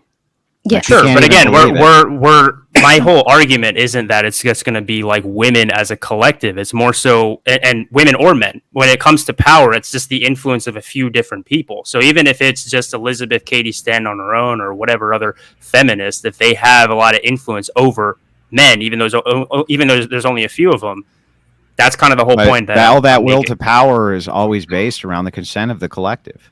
Because the collective says you don't have power, you don't have it. I mean, yes and no. It's more so, again, from a Nietzschean standpoint, it's more so about, especially, again, I'm going to use the genealogy of morals here, but basically he talked about there being a priest figure. Obviously, Nietzsche's pretty anti-Christianity. Don't let Jordan Peterson fool you. But basically he said that these higher men, especially the priest, would manipulate the herd into getting what they want because he believed that the herd themselves didn't have, herd being, common people. Nietzsche was very elitist. I don't know if you can tell, but I do think there's some truth in what he's saying. He believed that the common people didn't have the ability to actually will themselves to power as a collective. They actually needed somebody to command them, and that had to be somebody from the higher elite class. That's what he believed. And I think that with this, I understand what you're saying, Rachel, but I do believe that regardless of that, if Elizabeth Cady Stanton or whatever other higher influencing or very smart and shrewd women were at the top, no matter how few of them they were, if they played the power game correctly, then things happen the way they happen because of that. Right. I think I can cut through some of the philosophical. I love philosophy. Don't get me wrong. I'm a philosophy nerd, but we've had 100 years of women's lib, and women are still not the ones that keep the power grid up or build the nuclear reactors or know how to write the nuclear codes or any of that stuff, right? So any mechanism you might appeal to that women can use, even influence, even manipulation, those things all require the consent of men. And if at any point, for any reason, the men revoke that consent, the women have no power. Would you say that's correct? They have no recourse. I mean, their recourse would be to appeal to other men. It's sort of like, okay, yes. I literally said this earlier in the debate. I repeated it multiple times. Then then there's no argument. Yes, we do. The entire point is the power structure. So let's take Elon Musk, for example, right? Let's say all of his workers went on strike. Well, technically, Elon Musk is only in power because his workers do the work. However, if his workers all quit, he could just be like, all right, that's fine. I'll just hire cheaper labor. So still technically exactly. The entire structure doesn't fall apart. You just need to appeal to a different set. I never denied I never denied that the enforcement arm Then there's nothing to argue. needs to be men. I've said that the entire debate. Then there's I've been nothing to consistent argue. throughout that. Then the paradox exists, whether you like it or not. We're the paradox repeating this like exists. this is like the 6th time. Okay, Andrew, I'm going to say it one more time. Okay, go ahead, Alex. Go ahead. No, I was going to say, like, maybe I can bridge the gap once again. So the crux of disagreement, like I said, Kevin agrees with you. I believe that the egalitarian society is not truly possible. He believes That's with you it. that Then that's it. men and women. Then that's it. There's nothing Andrew, else to argue. No. Hold on, Alex. I not- do believe. Hold on. I do believe that it is possible. It's just through different means. Okay. Again, women do it through their influence and manipulation of men. It's not possible because they'll never have the ultimate recourse. Wait, let me just finish my statement. So I think the crux from what I heard from Kevin was the fact that he's like, hey, listen, actually, I don't think it's the people who are enforcing the rights, right, in the enforcement arts who have the majority of the power. They have some of the power, but I believe the people who hold most of the power are the people at the top, and that can be women. And therefore, because of that, your whole argument that women's rights come from men doesn't necessarily have to be true in a lot of situations. Did I sum it up pretty well, Kevin? Yes, you did. The problem is with the ultimate. The problem is with the ultimate recourse, though. That's the problem. Yeah. That's why it's paradoxical. Question. So I don't know if you guys know, but in Bolshevik Russia in 1918, they made abortion not only legal but paid for by the state. The Bolsheviks were very left-wing socialist, very social justice-y, right? And then when Stalin came to power 10 years later, at that point, the Soviet Union had 3 abortions for every 1 live birth. And Stalin knew this was a death sentence for the USSR. They were going to be overtaken by their enemies. So he took that right away. He made abortion illegal so that they could raise the birth rate and hopefully survive. Wouldn't you say that's a historical example of women being given a right and then a strong man taking it away? Yeah, because he's at the top of the hierarchy. It'd be a different argument. I mean, it would support that supports my argument. My entire argument is that people at the top of the hierarchy make decisions that influence the collective, both men and women. It would be I'm different glad if you said that, Kevin. I'm glad you said that because Rachel, no offense, but I've been saying that the whole entire time. I know, that's been my point from the beginning of the debate. Listen, if Angela Merkel, who is now the Chancellor of Germany, if any man were to come and just shove her out of the way, just push her off the podium, just shove her fat ass off the podium, she can't do shit about it, right? Unless other men are willing to step in. Yeah. Yeah, so... Which she commands, right? That's the entire point that I'm saying. Yeah. I mean, you could easily supplant... Hold on. You could easily supplant Angela Merkel with... let's say Napoleon again. Historically, he's not actually. Wait, guys, she's not the Chancellor of Germany right now. It's some Olaf dude. Oh, is it? It doesn't matter. I mean, the whole... Just want to clarify. It doesn't matter. My entire point is like, okay, well... Alex, fact check. Yeah. No. Fact checking. But it doesn't matter. I mean, you could easily replace Angela Merkel with, I don't know, let's do France and let's do... what's the little... Yeah, but the ultimate recourse, what she's saying is that the ultimate recourse, even if they command all of these different men, a man who's on that podium has instant recourse he can do himself. Women can't do that. And collectively, they can't do that. It depends on who's doing the pushing. Yeah, if it's it like depends Biden, on who's up there. If it's like Biden, what is he going to do? Yeah, exactly. If it's Joe Biden and freaking I'm pretty sure AOC. Joe Biden would. I'm pretty confident that Joe Biden would have a better shot than Hillary Clinton, right? Well, let's try it this way, guys. I don't know. We haven't talked about this on a different level, which is, let's say that Andrew and I get into a domestic dispute, and he is doing something bad to me. He's roughing me up. He's shoving me around. What recourse do I have in that instance to stop that? To call the police. I don't know. Call the police. Yeah. Call the police. And who's going to show up? Well, it's probably going to be a majority. Generally men. But it could be women that show up. Okay. It'll probably be men. I mean, let's be honest. It's like you need to bring in the men. If two again, I'm not arguing against that. But if two women show up with guns and batons and police training, they would, no offense to Andrew, destroy him. No. If he wants to escalate. I mean, unless Andrew also has a gun. He does. We have many. Yeah. So, but the police always has higher firepower. So this is they don't always have firepower. You guys don't think about this. So I'm a firearms instructor myself. I teach women to shoot. And in Alex's chat, there's all these men going, but women have guns and women can use the guns. It's like, No, women, first of all, the guns are built by men. They're designed by men. The bullets are manufactured by men. Most women can't load a magazine manually on their own with no help. Most women don't have the grip strength to operate a semi-automatic pistol, and most of them require multiple lessons to get over the loud noise. So if you guys are under this illusion that somehow guns are going to enable women to take over, that's just wrong. We agree with you on this point, Rachel, but none of that applies to female police officers. They clearly can shoot a gun. It does. Yeah, well, it does because they're hang on. Female police officers are far more likely to be overpowered by suspect than male police officers, and it happens way more consistently. By the way, in that way, in fact, there's certain beats females aren't even allowed to take because the chances that they'll get overpowered are extremely high. So, like, there's no arguing this. What Kevin's overarching point is, he's like, what he's saying is true. It just, again, doesn't really answer to the paradox. So he's saying, you can influence power as a woman, and through that influence, you can direct men to do X, Y, Z. So the woman holds the power. It's like, that's true, but to a point. If the men say collectively no, then they're fucked. Then they're fucked. Women have no recourse to go to other women to do anything about that.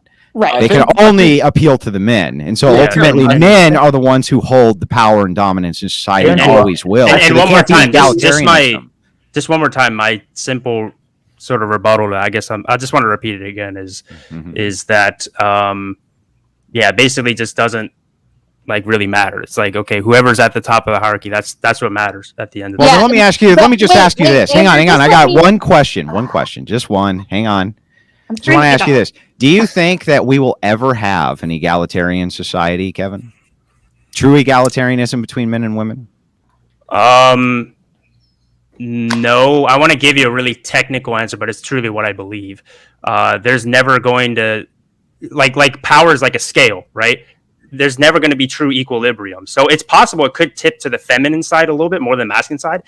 In my opinion, that's actually what this is actually a common red pill belief, and I actually agree with this, that it actually is tipped way more toward the feminine right now than the masculine, right?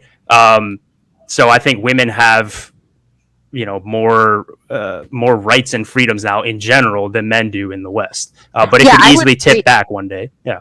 Yeah, I would agree with that. And the only other thing I wanted to say is that influence is not something we can just dismiss and throw out. You're right about that.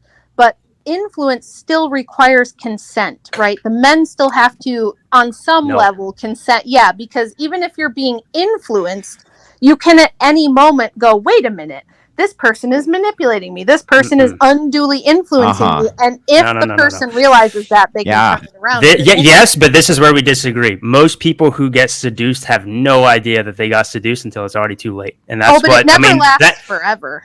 Sure, but I mean, you look at the manosphere itself. What do you think the manosphere is? It's a bunch of guys who got manipulated and deceived by women because women's power is within this domain. A lot of times, at least among common men, most men, that is something that women are better at than men. I think that's probably where the big disagreement is that I think, and please correct me if I'm wrong, Andrew, I'm not trying to strawman you, but it seems like you seem to think that being influenced is more of a choice, and I think it's less of a choice. And I think that's sort of in fact, I would agree that, like with advertisers, especially in the 20th century, that you're being influenced all the time subconsciously, and you don't even know that you're being influenced subconsciously. So no, that wouldn't be a choice. None of that, though, contends with the paradox, which is my point over and over and over again, which is that it does. If you look at this paradigm and you try to just understand it from the standpoint of egalitarianism, can men and women ever truly be equal? The answer definitively must be no. Okay. So wait, this is really important. I'm glad we got to this point because I think it does answer the paradox, because you say, okay, well, if men collectively say, oh, women don't have rights anymore, then they don't have rights, right? That's right. That presupposes the idea that they understand that they're being manipulated and used by people at the top. So I'm saying that in most situations, they don't understand that that's happening. For all we know, they could all be being influenced by a woman. They don't even know it. Or a woman influencing a man. So the problem is the critique is the same on your end. It presupposes that they wouldn't know that, when clearly they have known this historically, or at least have thought they have, and have done all sorts of revolutions which prove the point. So No, so, hold so on, here's the there are thing. So hang on. times- Let me finish. I'll just Okay, let you make your go ahead. point.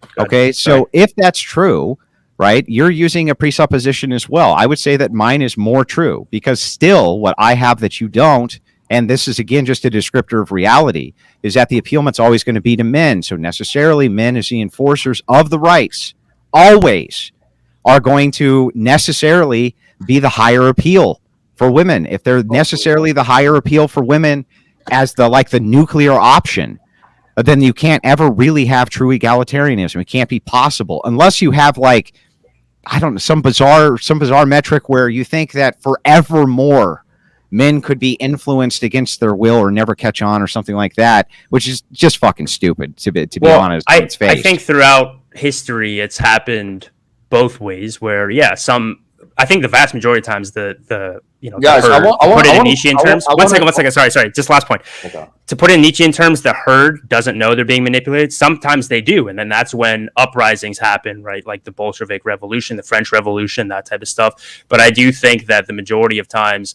they don't understand that they're being manipulated, and the person doing the manipulated, it doesn't preclude women at all. In fact, a lot of times it's the woman manipulating the man at the top who then influences. It can be, but again, the paradox is still there for the guys. I want to keep it moving. We have about 1 million people backstage. Unfortunately, Rachel dropped out because I actually had a question for both of you. But maybe Andrew could just really quickly answer this before we move on to Brad.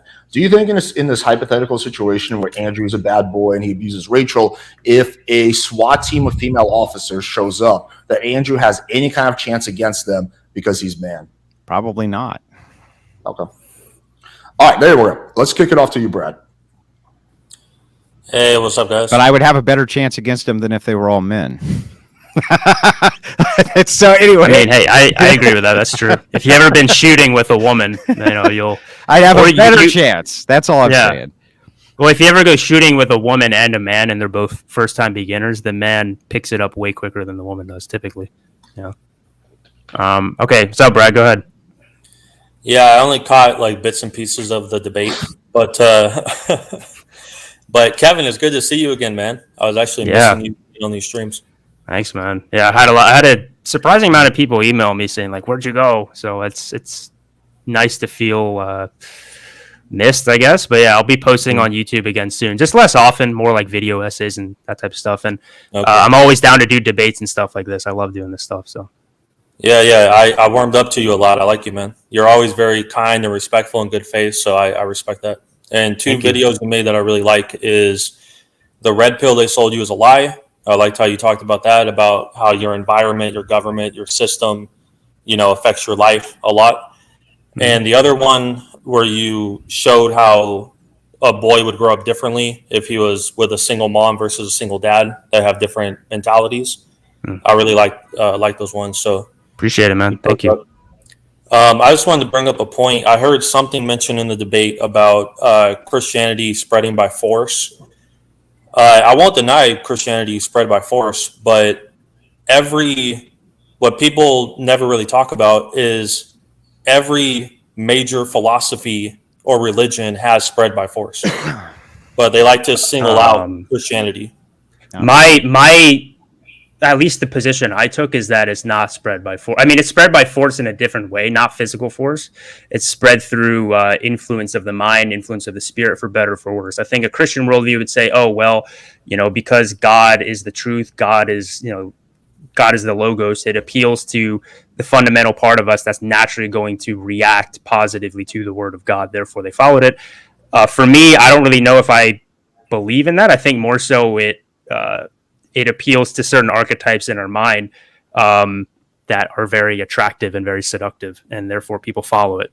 Because, say what you want about the Christian Bible, it's very deep philosophically and psychologically. And I think it puts things in a story format that's easy for people to understand these concepts, which they sort of inherently know to be true. Does that necessarily mean that God is, the Christian God is real? I wouldn't make that leap, but that's a whole different thing. Yeah. So the distinction there, Brad, is that I think me and Kevin kind of largely agree that Christianity wasn't spread through the sword, though there was instances where it was, kind of to your point.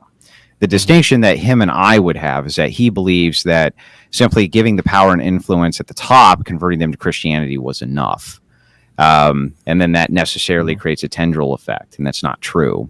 My position instead is the differential is that the enforcement, enforcing Christian morality, that's what is necessary for the Christian ethics and morals to actually succeed, and that's what we've seen historically. So it always comes down to force and power of enforcement. And this is kind of a fundamental baseline for existence itself, is that everything comes down to who the fuck can enforce it. At least as kind of an ultimate. Now, Christianity, of course, preaches restraint against that, and we don't consider that to be moral.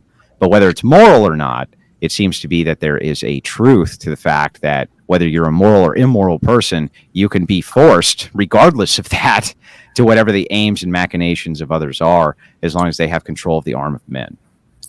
Yeah, I believe it was spread both ways by the sword to an extent. Mm-hmm. But I was not saying that in any kind of anti-Christian way. I was simply making the point that people love to single out Christianity, act as if Christianity was spread by the sword, but every other major philosophy or religion was spread just by, billboards and pamphlets and things like this. And it's ridiculous. And I can actually tell you... sorry, go ahead. Sorry. No, I can actually tell you in Scandinavia...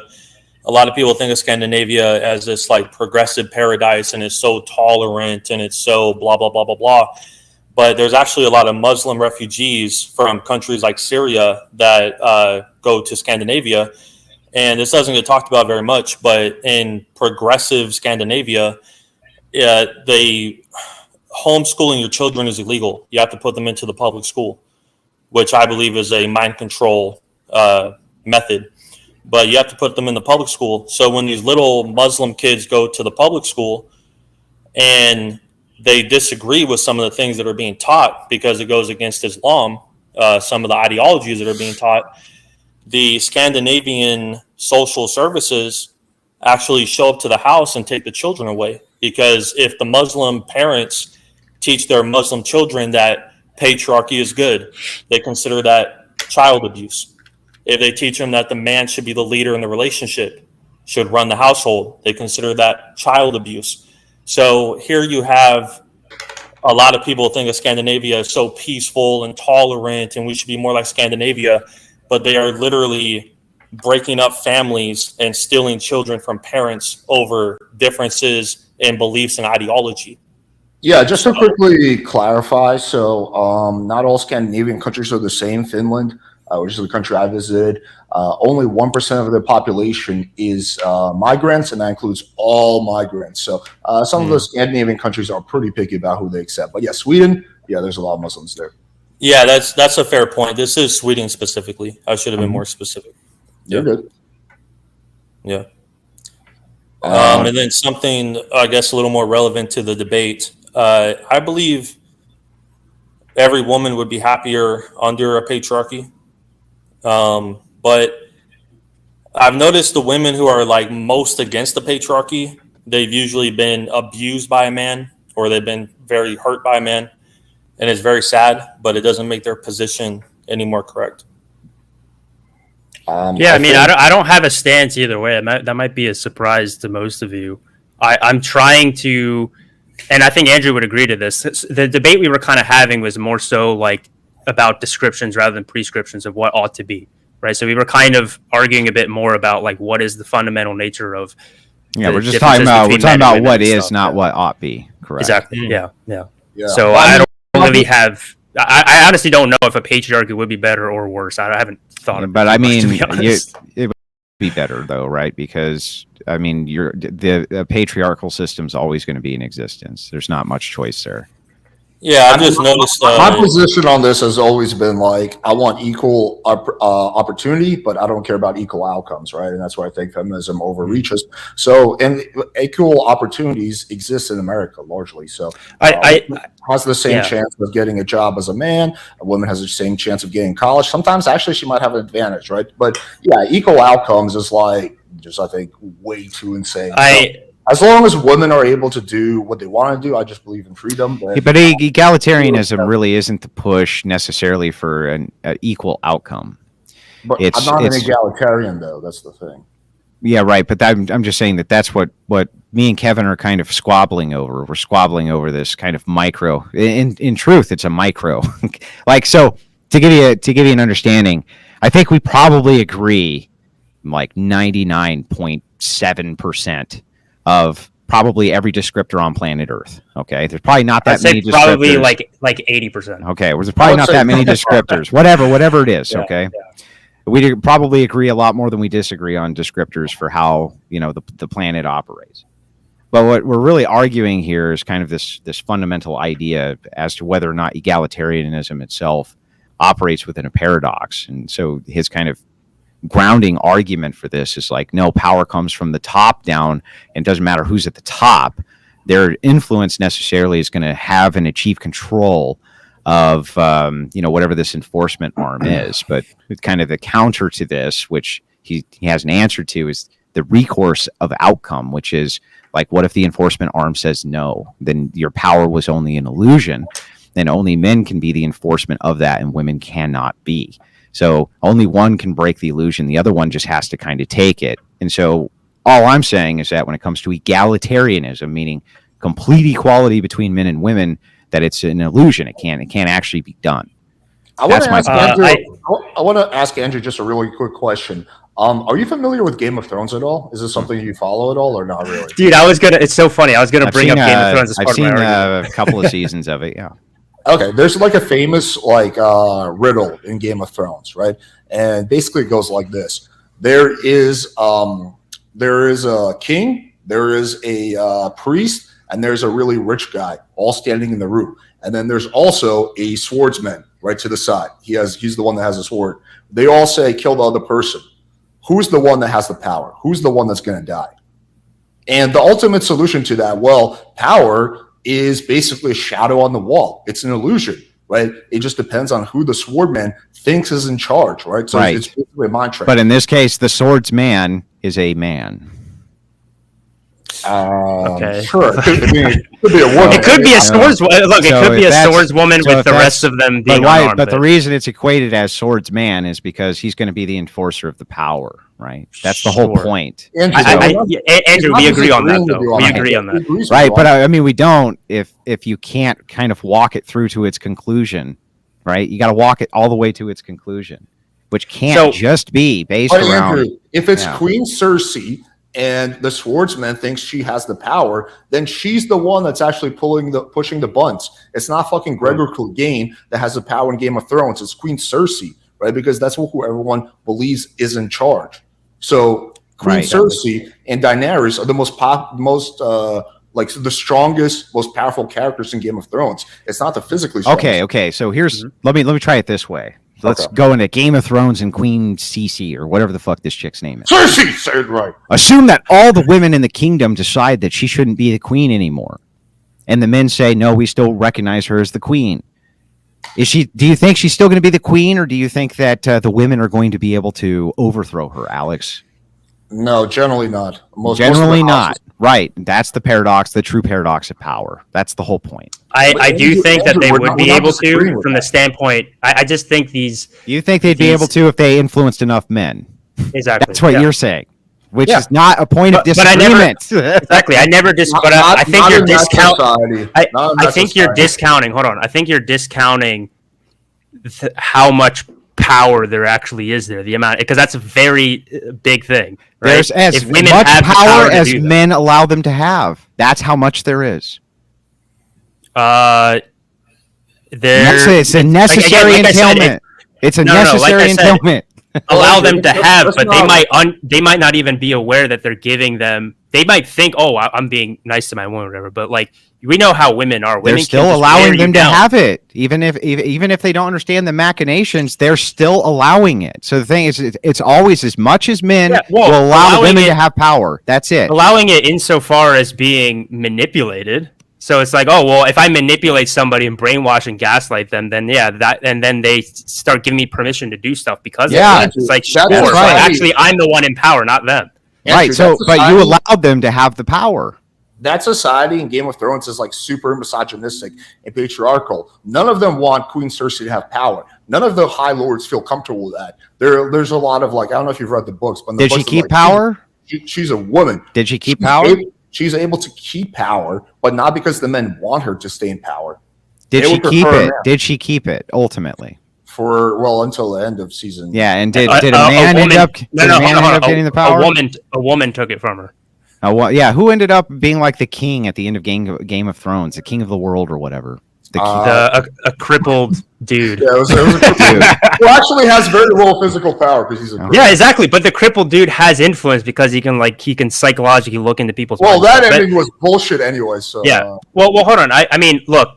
This is, again, I guess Andrew doesn't disagree with this. I don't know. But, what I was going to bring up initially, actually, with Game of Thrones is and granted, I've only watched the show. I haven't read the books. So I'm not a true fan. I apologize. But the Starks versus the Lannisters, right? Robb Stark, more specifically. Robb Stark, I'm pretty sure, Alice, correct me if I'm wrong. I think he won every single battle, right?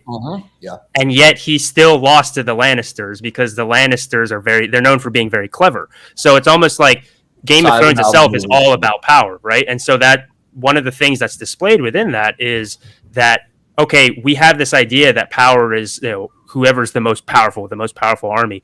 When in the matter of fact, the least powerful army lost because the Lannisters were able to manipulate a situation where they allied themselves with the Freys. They invited the higher-ups of the Starks to the Red Wedding, and then they killed all of them. Kevin, right? Well, Lannisters are not the least powerful army, but I see your point. Yes, but they lost every time to the Starks. Right. But they still ended up winning the war, even though they lost every battle. Who gives a shit? Exactly. Like, no, but this is it kind of proves my point that it's like on my channel. This fictional movie kind of fictional show proves your point, does it, Kevin? Yeah.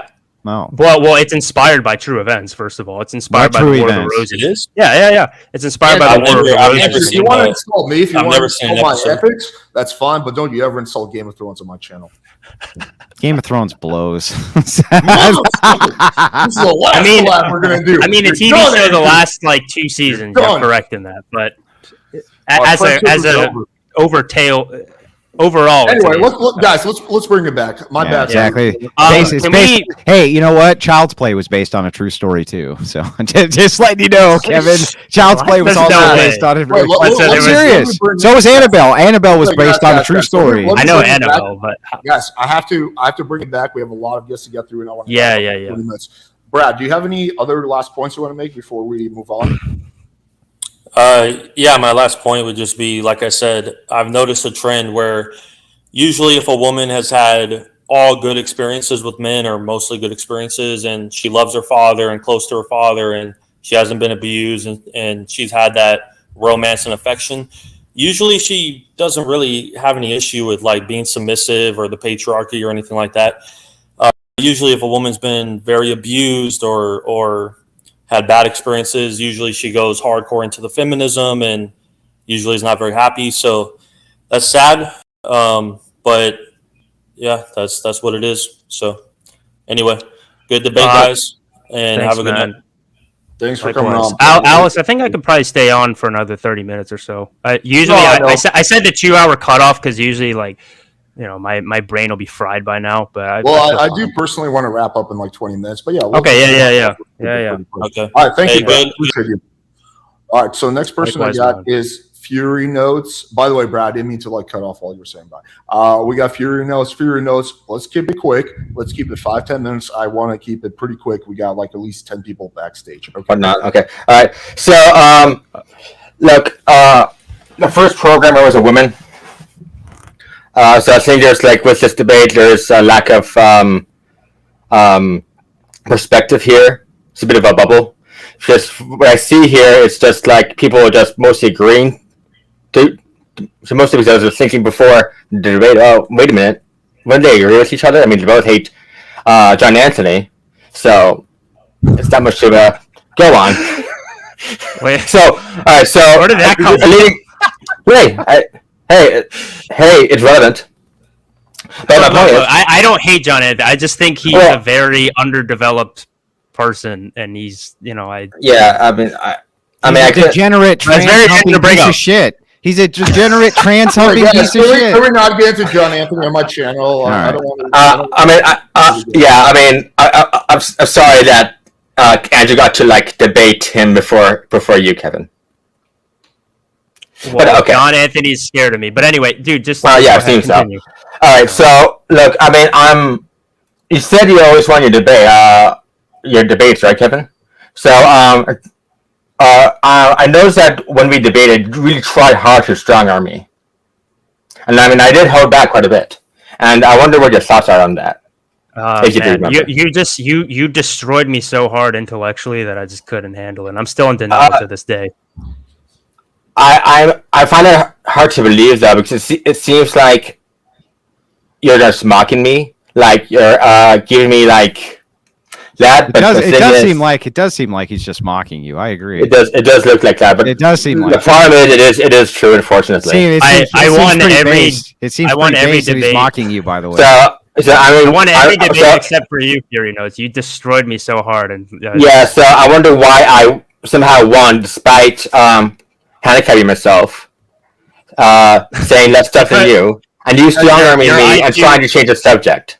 Because your IQ is at least 50 points higher than mine. That's why. That's the only reason I can. Kevin, I just want the truth. I don't want this stuff here. Just Kevin, he is asking a fair question. I mean, I think, yeah. And to be honest, what's the question? He's just going to be like, dude, Kevin, remember the time where I fucking bodied you intellectually? No, but and that's all he's saying. Okay, but I'm just wondering why if I won, and you didn't, how come you didn't like get influenced by that? Because it seems like you weren't, and you just like. And it's really just disappointing for me, because a lot of your your whole insult superhero thing is just so wrong with like Nietzsche thing. Wait, Fury, do you have anything you want to say about this topic, or Well, he did try to strong arm me, and I mean, this debate here is just two people mostly agreeing with each other, and it's kind of like just to yell at each other for fun. Fury, how long? I don't remember how long ago this happened, but About do you remember that because Erudite was the moderator, right? She had to like help you throughout the debate. Well, yeah, that's the funny things. And then we had to bring on like 9 people to come help you after. It's just like, yeah, but if you want, dude, if it helps you sleep at night, you absolutely bodied me in that debate. Okay. Well, the thing is, it doesn't help you sleep at night because it seems. It seems like, dude. Can we talk about something that's related to this topic, please? Otherwise, the point is you're stronger than me. So I'm denying the fact. No. Fury, I do want to talk about the actual topic at hand. Do you have anything you want to comment? Yeah. So I had to ask Kevin quick. Who was the first? Which gender was the first programmer? According to you, it was a woman. So if it was according to me, why do you not believe that? I never said I didn't believe it, man. What are you talking? When did I ever say that? I mean, it says according to me. Hold on, guys. I'm not. I mean, it might be like pushing too hard, maybe. Hold on, Alex. I'm not meaning this in a Fury. I don't have contempt for you. I promise I don't. I just. No, my problem is you should ignore me and then just pretend you're right. Let him finish. You have a personal demon against me that I don't even have towards you at all. Yeah, sure, a vendetta. Okay, so I'm sorry for whatever reason why you don't like me. Maybe I was a bit mean. Hold on. I'll admit maybe I was a bit mean to you in the past, and I apologize for that. Seriously. That's the thing. That's you wonder why the Manosphere like rejected you. Wait, Fury, hang on. You stop. You gotta let him finish. You asked him a question. Yeah. Let's let him finish the question.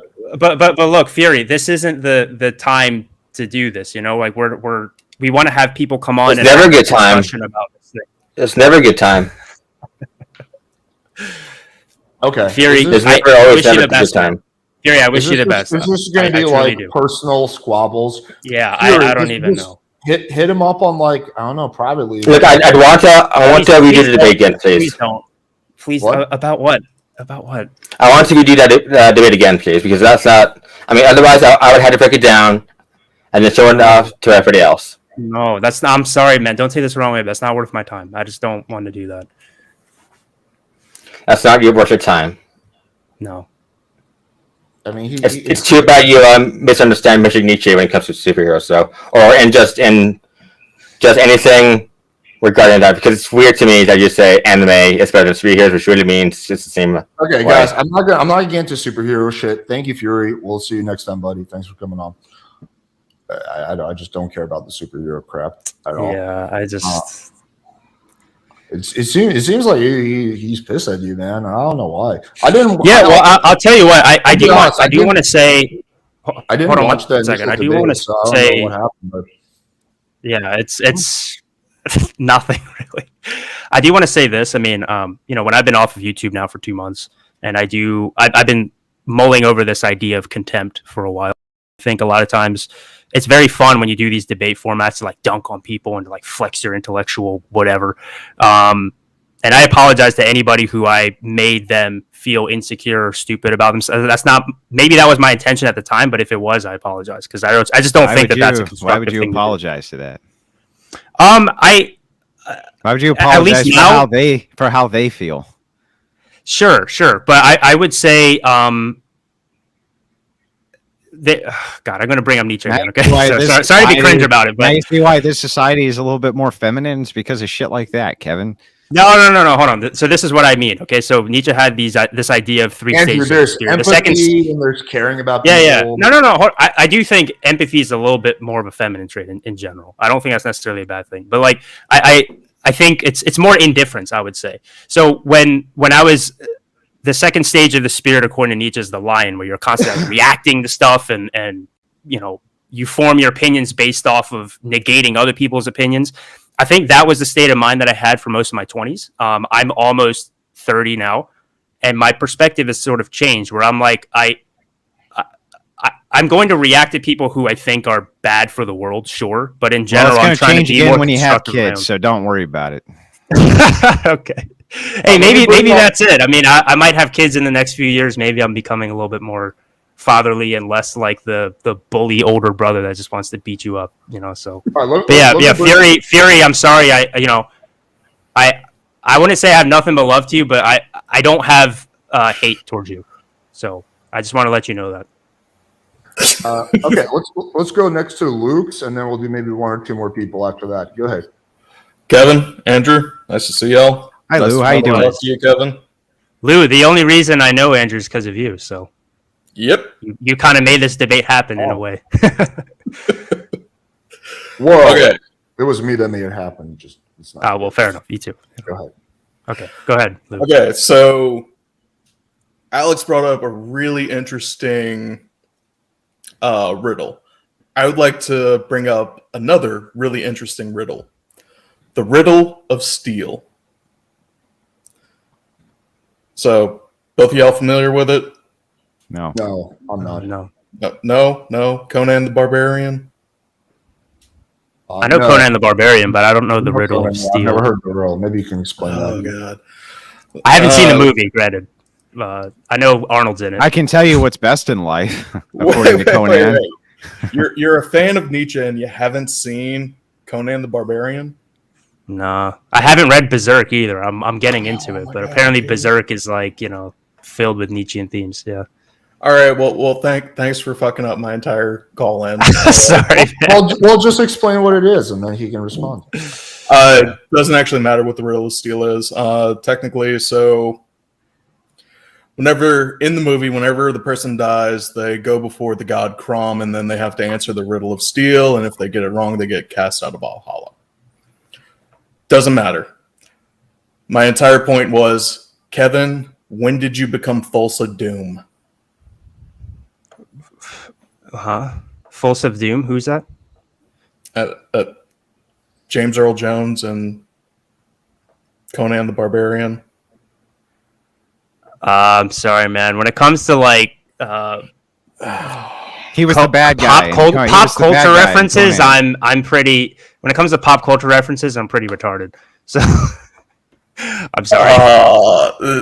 Okay, I'm sorry. My entire colon has been ruined. Right. It was like the whole hero's journey was that guy wanted power and influence and this and that, and a singular man brought his ass down, which has happened in the past in history as well. Well, not just that. It's that the will is the power in the allegory. Right. Well, you know what? Thanks for bringing this up. I'm gonna look into it more. I mean, I love Arnold, so I don't know why I haven't watched it. Yeah, I know it's a just only watch the movie first of one. a different. Only watch the first one. The only cool thing that happened in the second one was Arnold Schwarzenegger knocks out a horse that's running with his bare hands. That's kind of cool. But other than that, worthless movie. I'll drop a couple of links in the Discord for you. Okay, sounds good. Okay, Thanks, cool. man. Look, is that all you had? Yeah. Sorry, I didn't know this thing. Yeah.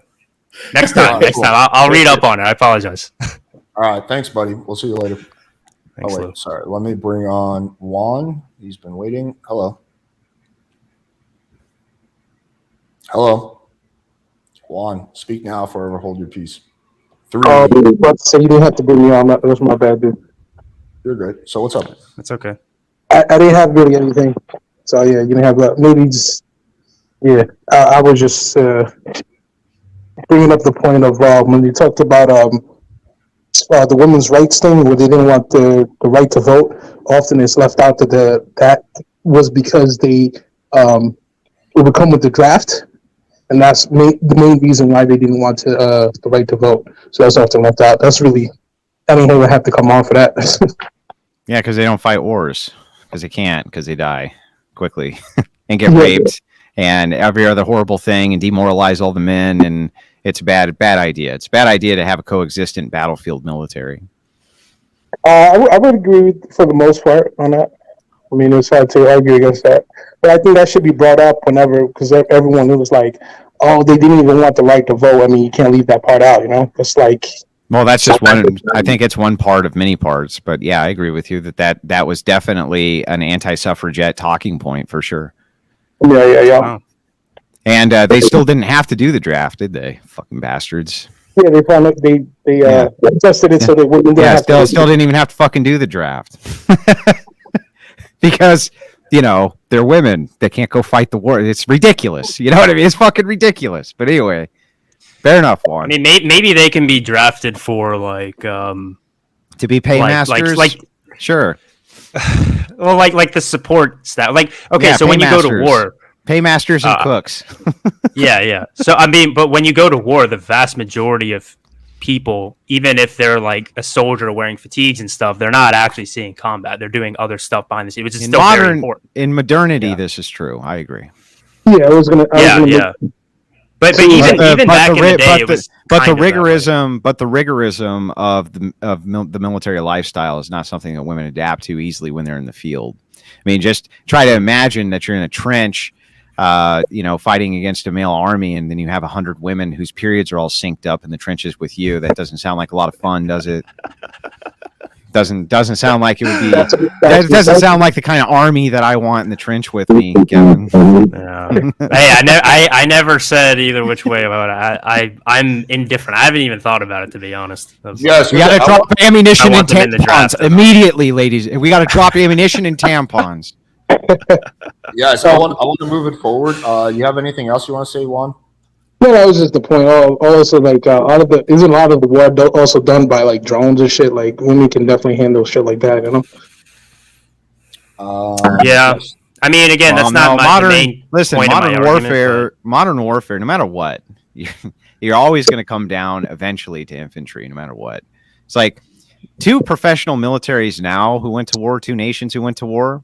The destructive power is such that they would blow up so much so quickly that you would still end up with a bunch of infantry kind of micro battles all over the place. I mean, because the overwhelming amount of force, like you can't even imagine what just a regular battleship can do. A regular battleship can just lay waste to an entire coastline of a nation. One battleship.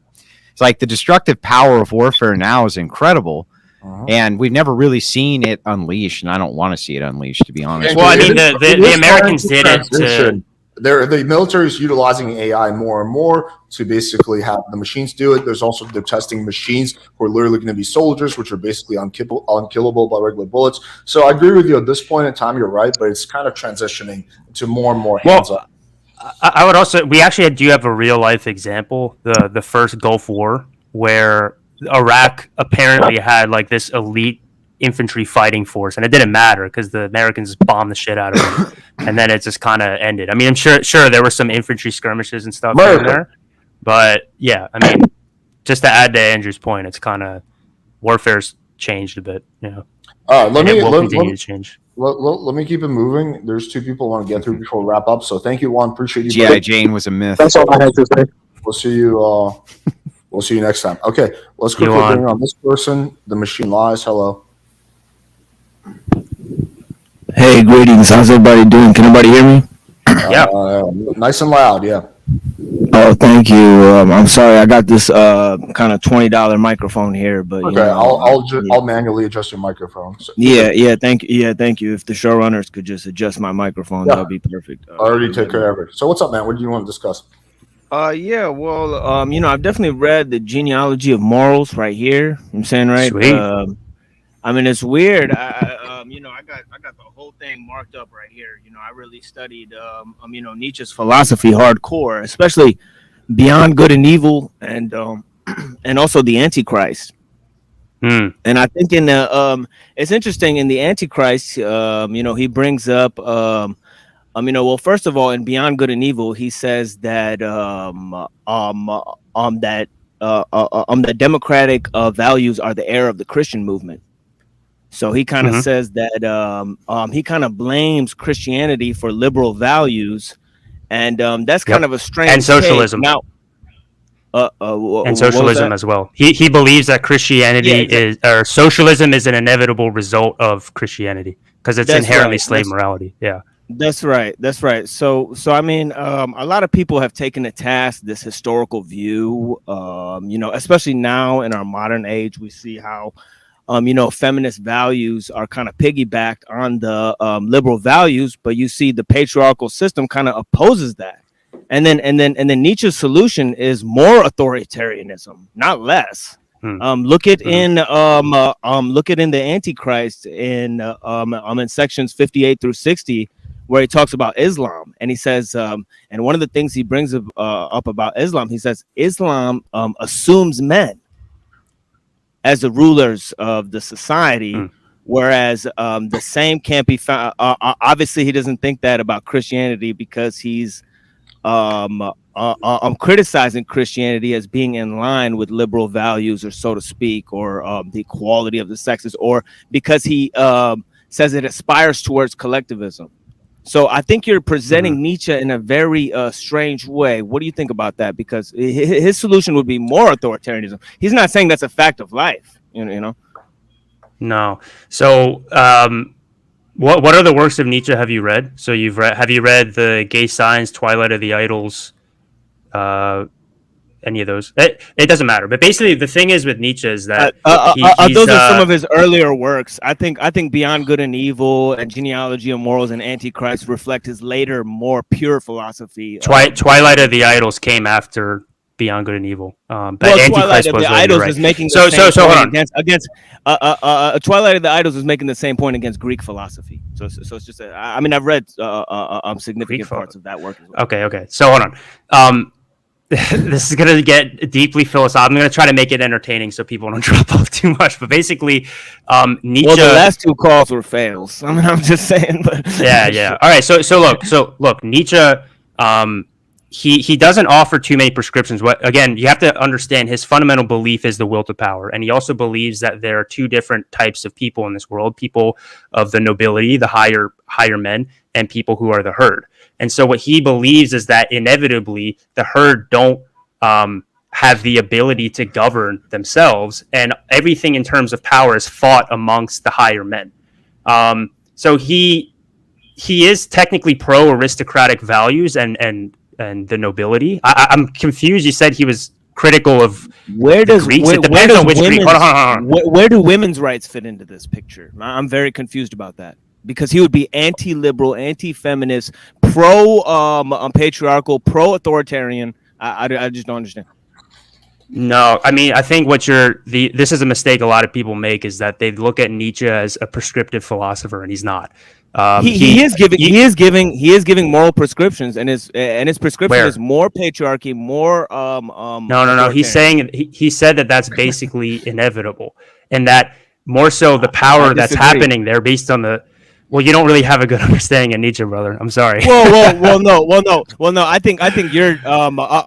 You said Nietzsche doesn't give prescriptions. That's ultimately completely false. Nietzsche. I mean, he gives on moral philosophy.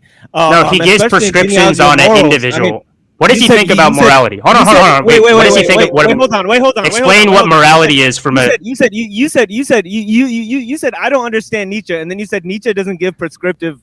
Hold on. What the he fuck does from an individual to indivial basis. Let me tell you this, okay? What does Nietzsche you've never believe? Read Nietzsche in Genealogy of Morals. He gives hundreds of prescriptive points. He says Islam should have conquered Europe.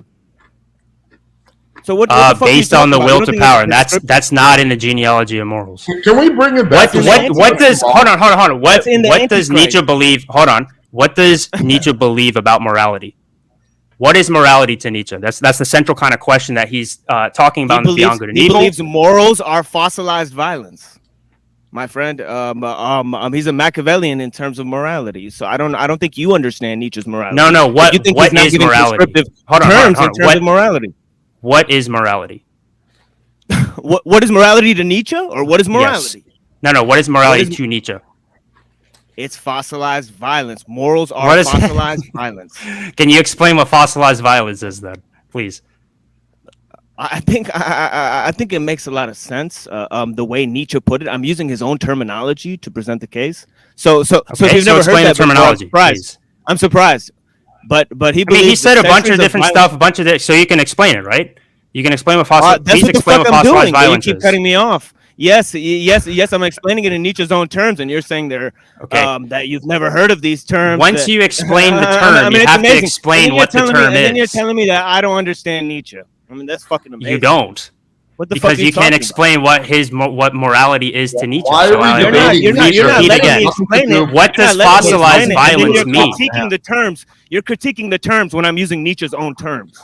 So, and I'm asking you what fossilized violence means. What the fuck? You don't understand Nietzsche. Okay, if you understand him, you should be able to explain what fossilized violence is. Nietzsche doesn't give prescriptive terms?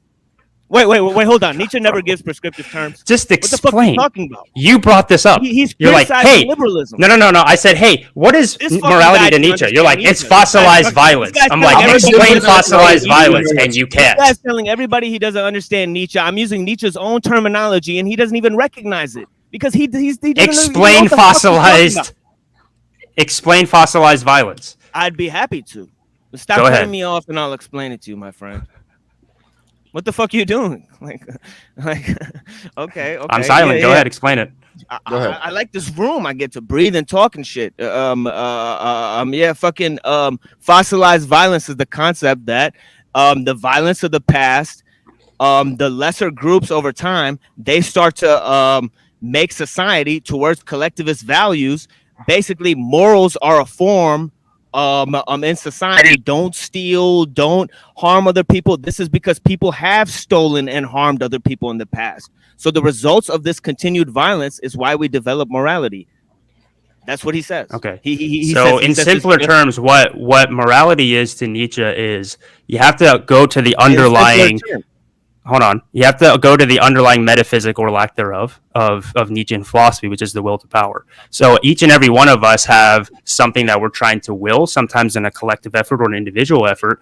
And when you're not able to express that will correctly or the way in which you want to express it, then you end up developing morals as a cope for that. So the aristocracy originally, he makes a distinction between good and bad, good and evil in the genealogy of morals. So good and bad is what the nobles. He's saying you're saying this process is inevitable, but is he saying this process is a good thing? And doesn't he give prescriptive remedies against this process? He doesn't say that process is a good thing. He tries to look at it purely from a descriptive lens. Now, what happens? No. He also looks at it from a prescriptive lens. Okay, can you explain the prescriptive lens, please? All right, wait, guys. I'm going to be authoritarian. This is turning into a niche debate Wait, hang on. Yeah. I don't care. It's completely irrelevant. I let it go for about 10 minutes, but I do want to keep it moving. So why don't you guys just exchange contacts? You guys can set up a debate and talk about this for hours. I think that's much better than trying to do it on here with the topics totally different. So I'm going to meet both of you. But yeah, you guys can exchange contacts. You guys can set it up. Yes, you can email me, machinelies, kevinraywilder@gmail.com.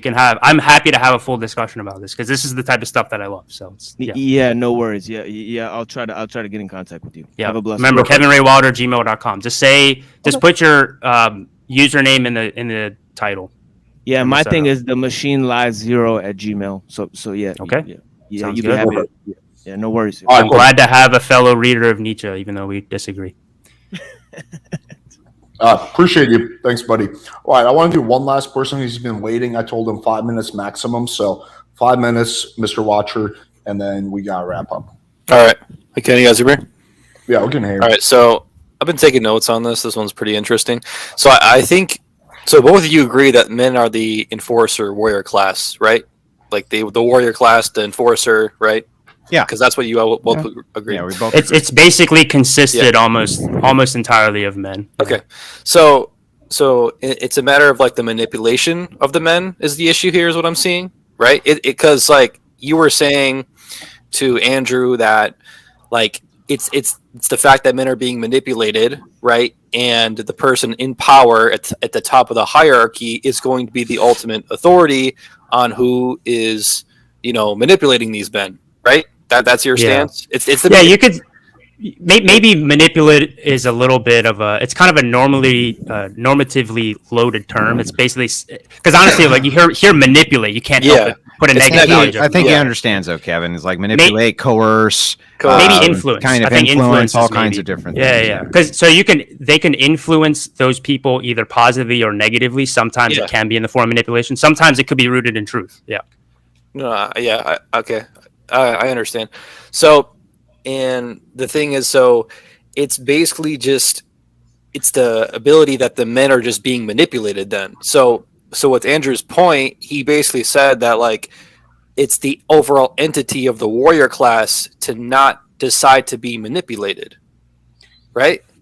Because because if you understand female nature, right, and that's why I agree with you that also, I'm sorry to get like sidetracked, but it's the matter of the time, right? So I would agree with you in modern day time where society is a gynocentric feminist hellscape and men are basically women worshippers, right? And I would agree with you right now, it's women are socially superior and gaslighting and manipulating men and coercing them, and because men don't have many options.